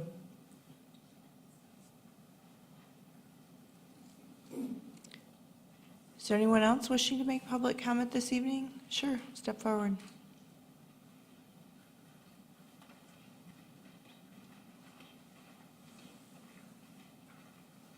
Mine's real short. I'm Tammy Willis, and thank you for being here tonight. I'm just wondering, as far as compromise, if we can look at the community, if there's any special needs, if there's hearing impaired, if there's autistic children, what kind of demographic do we have that we will be in our community and with the families. And with that, to be able to take a look at things that can be compromisable as far as, speed bumps, if there's hearing impaired, the signage that we would have, any of those types of things that can be taken into consideration for that connectivity. And to understand that demographic and that they would be a voice to be able to be heard, the families and things like that. I like the ideas of the wall, I like the ideas of the fence. Speed bumps are great. Those might already be something that's being considered, but if we can look at the demographic and then also in trying to be proactive, in other cases like this where there have been developments, has there been any data or reports on accidents, deaths, anything like that that can actually possibly prevented in this type of community development that could negate something like that in looking at some of those cases, if that makes any sense. For traffic flow, to make it easier to protect our communities. So that's what I have to say. Thank you. Thank you. We have anyone else wishing to make public comment this evening?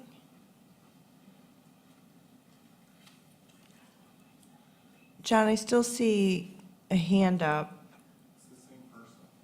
All right, do we want to? You can just hover over it and take it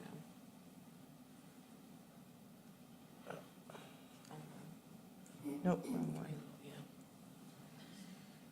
Okay. I just didn't want to, I wanted to make sure I wasn't missing anything. You ready for board member comment? Yeah, I just want to make sure. Anyone else here wishing to make public comment? All right, seeing none, I will close public comment, and we will move to board member comments and committee updates. And let's start with Ms. Cole. Okay. I'm going to try to make this brief. I have the things jotted down that I want to make, the points that I want to make tonight, so otherwise I tend to ramble. So I will, again, try to keep this concise. Trustee Chapman and I attended, obviously, the neighborhood meeting last Sunday. It was a really good dialogue, I felt, overall. We did get beat up a little bit, which we expected, and that's okay. There were a lot of questions asked of us that he and I couldn't answer about the township policies, but you have to understand, the 4 trustees are here on this dais, very, very part-time, so we don't know everything that happens as the full-time employees do. And this has been a learning lesson for me as well. I have spent the last 2 weeks learning far more than I ever needed to know. I thought about street connectivity and the history of street grids. I reached out to Jim Porter, our attorney, to get questions about the things that Michael and I were unaware of or unsure of when you guys were asking the questions of us. And it just highlighted for me the disconnect between the residents that are affected by this and this board. And I think that there's a lot of misinformation between us right now. There's a lot of assumptions that are made as far as how the township makes their decisions and how the master plan came into be and all of that stuff. So Michael and I had already discussed this prior, and we, and after hearing the comments tonight and the questions, we think that it would be very valuable to have a community, I'm not even going to use the word hearing. We should have a dialogue. There should be a Q&A, open dialogue. It needs to be specific to this incident right now, right? Because we can't be here until 2 o'clock in the morning arguing about everything, and this is not a campaign, this is not a debate, right? But I hear the anger in a lot of people's voices, and I understand it. I believe it stems from the disconnect. And what will solve that, or at least help to bring a connection together, is to have an open dialogue. One of the things that I learned in my research, and somebody had asked it about the case, there was an article I read, it was 70 pages. It talked about several case studies. Because, as I said to you guys on Sunday, I had started learning this is going on all over the nation. You know, this is the street connectivity. It's still, there are still case studies being done, and there are still, you know, I guess, determinations to be decided. Which, again, I think is another reason why we need to have dialogue, because you're right, we do represent you. And I will say this, the 25 years in law enforcement, especially as a road officer, we learned a lot on how to de-escalate situations. You don't take a situation from here and you go from here. And the minute that you personally attack someone, they are no longer hearing anything you say. They're focused on your behavior. And you're not hearing them, and they're not hearing you. And I think that is the biggest problem. I feel like we need to turn the temperature down, and we need to have open dialogue. The other things I wanted to say is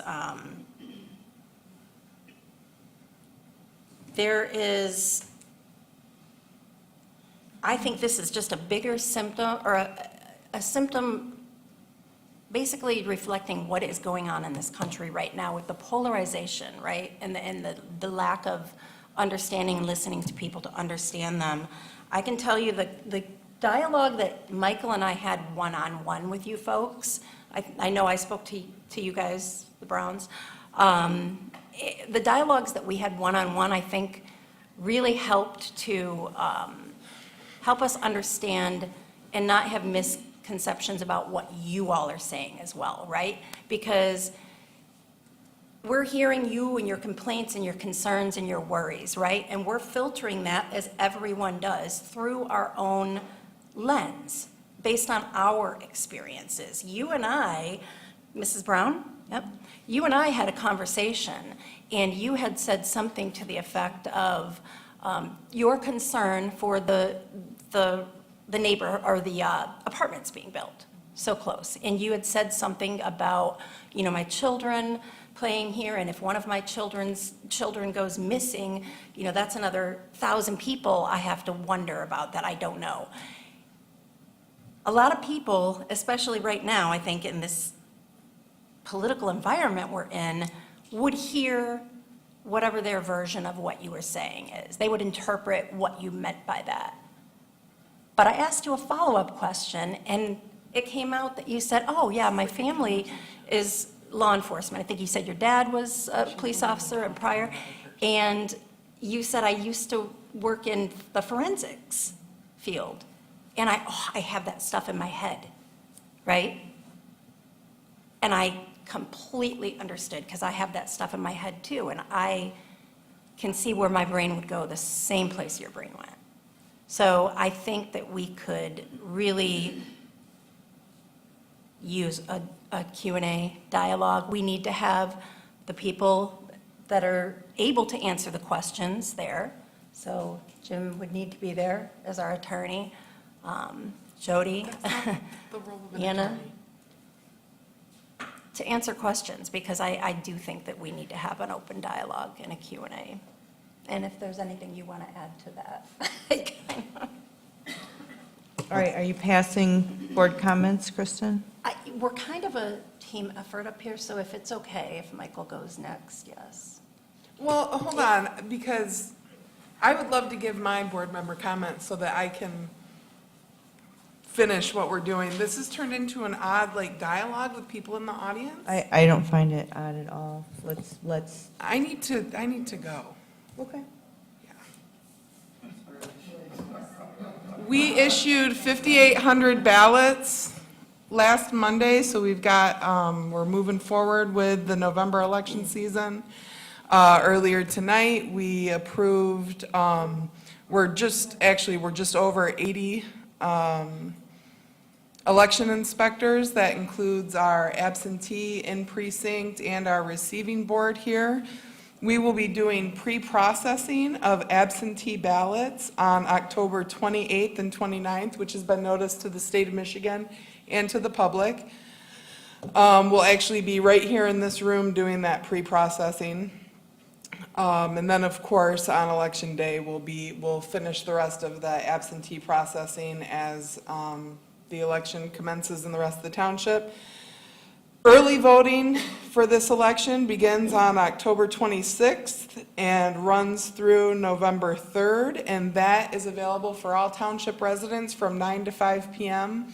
in one of the 4 locations where we are holding early voting. The north side of Kalamazoo has the Douglas Community Center. We have the Fetzer Center at Western Michigan University, the Expo Center at the fairgrounds, and finally the Portage Parks and Rec Center is available for early voting. And then as a reminder, this is an agreement that we are in with Kalamazoo County and 17 other jurisdictions in Kalamazoo County. The only jurisdiction that's not included is Pavilion Township.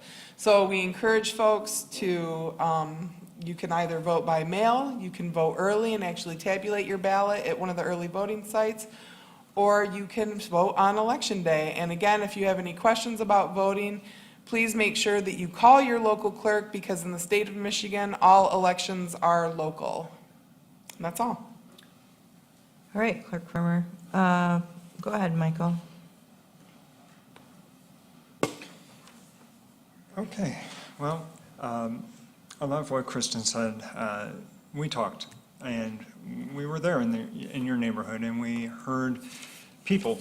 And first I want to say thank you for allowing us the opportunity, and thank you to the community for allowing us to be there and to share with us. Many of you were very kind, very considerate, and I know the frustration's high, but the kindness you showed me and my family was greatly appreciated. And it's several of your concerns are concerns that I very much understand. And this forum is probably the worst forum to go back and forth and settle things and answer things and get things straight.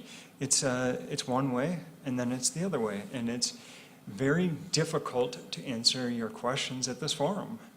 And there's no dialogue. And so what Kristen and I are calling for is a dialogue to find compromises. And you guys mentioned that today in your public comments. There's not a lot of stop, we don't want anything. What I was hearing is, okay, this is coming. How can we do things to work together to mitigate our concerns? And I'm very interested in those. So I think that it would be a good thing to have question and answer. I think it would be a good thing to work collaboratively to see what things we can do to compromise. And it's that simple. Just have the dialogue, understand people's perspectives, because many things I say, somebody else could completely misunderstand. And without the ability to ask further questions, assumptions get made, and we know what that, we were all in high school, what assumptions break down to. I'm not going to say it here, but it's true. So I would very much like to call for a dialogue, call it hearing, call it whatever you want, but I think that having a forum where questions and answers can be free-flowing in a moderated manner, where people can understand each other and be heard is appropriate. So I'm going to leave it at that. The other comment, other small thing, is that tomorrow will be my first meeting on the Kalamazoo County Environmental Health Advisory Committee. I was accepted onto that group, and I'm very excited for the first meeting to be tomorrow. Other than that, I don't have anything else to share. Did you say Environmental Health Advisory Committee? Yes. Nice. Yeah. Yeah, so we meet again tomorrow at 9 o'clock, and looking forward to it. Thank you. Thank you, Michael. Mr. Ford? Thank you. I just want to reiterate my apology from 2 weeks ago. I'm sorry about my behavior at the last meeting. It was inappropriate, uncalled for. I'm committed to moving forward in a humble and cooperative and positive way. So a couple more meetings this term, and we'll see what happens in November. Thank you. Thank you, Zach. Mr. Sikora? Thank you. I'd like to suggest that in future, we have some future discussions as a board or the next board have more, I don't want to say casual, but more like roundtable discussions to get a better idea of some of the issues that we're facing in the township. I had an opportunity to ask Treasurer Bushka about some effects on property values and tax rates and millages and things like that, and how that affects people's ability to pay for their taxes and are they able to continue being able to afford here, living here. And a lot of people move here because they like certain things like the fire department, emergency services, parks and recreation, but those things all cost money. How do you pay for those? And then they take money, but you also need to, if you keep raising taxes, then you run into the situation where people no longer are able to afford to pay the taxes, but they moved here for services, and now we're not, reaching that. So I think we need to just have a discussion sometime. That's one of many things that I thought as a board and as a community we could talk about and better understand each other and how that all kind of works together and come to some better decision making. To change the tone a little bit, Friends of the Park Committee had our sponsor and volunteer recognition luncheon last week at the Drake Farmstead. It included having the Drake House open for folks to tour and to chat with members of the Oshtemo Historical Society. And I also wanted to report that this Saturday I attended the Fire Prevention and Community Services Day event that was here at the fire station. I was well attended, and I want to recognize Captain Fuller for organizing the event. Did a wonderful job, and the fire department for making it all happen. Thank you. It's fun. That's all I have. Thanks. Thanks, Neil. Treasurer Bushka? Thank you. So I do have some tax numbers to go over as far as percentage of online payments, but I do want to say a quick something based on the newsletters numbers that were released in regards to sewer, and that is whenever that comes, we would never insist on an upfront payment. Those payments can be made, I believe up to 20 years. 20 or 30 years, I believe up to 20, and so nobody would ever say, hey, you need to immediately pay us $7,500 or, $10,000, whatever that number is right now. We've worked very hard as a board to get it low. I believe it did start between 11 to 16,000. But again, whatever the number, we would never say, this is what you have to pay it up front. We will happily set that up on payments. It's not reported to credit reports in the case like that unless there's a default. And then it goes to the county, not a credit reporting agency. So I just wanted to clarify that the best I could for whoever asked. Online payments, not as a tax payment specifically, but if on income that's come into the township from January 1 through yesterday, we're just over 9.5% on online. Majority of that obviously is from taxes. I know it can be expensive at 2.75% if you use a card, but less expensive is if anybody chooses to use a checking routing number for a savings or checking account. It's $1.95, super easy, super fast, very secure. You can set up your accounts online, so you can just use the same one all year or every year. And we have collected so far 97% of the summer tax bills that predominantly in summer are due to the county. So we only have 3% left, and the first week in December, you will receive winter tax bills. That's all I have. Thank you, Treasurer Bushka. So I feel that I don't want to, I'm batting back and forth in my brain how I want to move forward with my board member comments. What's very clear to me is that there is a level of healing that needs to happen, I think, between the community, clearly the residents that are here to speak on, particularly the development, and that we also have healing as a board that has to happen too. And so we can move forward, I think, with both of these things. One, with Mr. Sikora's perhaps roundtable discussion. The board has not had the time to invest in any real board leadership training because the township is busy and growing. Clearly, we should probably do that in 2025. Your request, Trustee Cole and Trustee Chapman, is heard. I'm tired. I'm sorry, so I apologize. I believe in if you're going to do something, you should do it to the best of your ability. So I'm not committing anything right now. I'm committing that we can have a conversation about it and what structurally makes the most sense. So, I understand the intent. I even agree with the intent, right? But I also don't want to put the township in a jeopardized position by perhaps stepping over a line that could land us in court if we aren't prepared to have a conversation in a way where everybody understands the ground rules.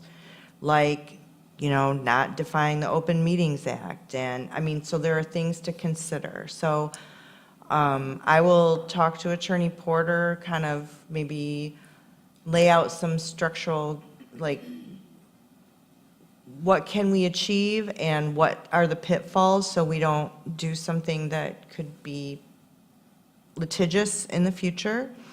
And then move forward from there, loop the board in, and then communicate such to the community.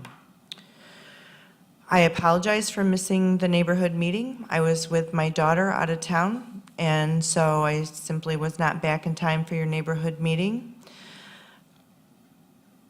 I'm always available by telephone, phone, or email. I love to meet in person. It's probably one of my favorite things to do is talk to people. So I encourage you to reach out to me independently. Meanwhile, we will work on what is possible with regard to an open dialogue.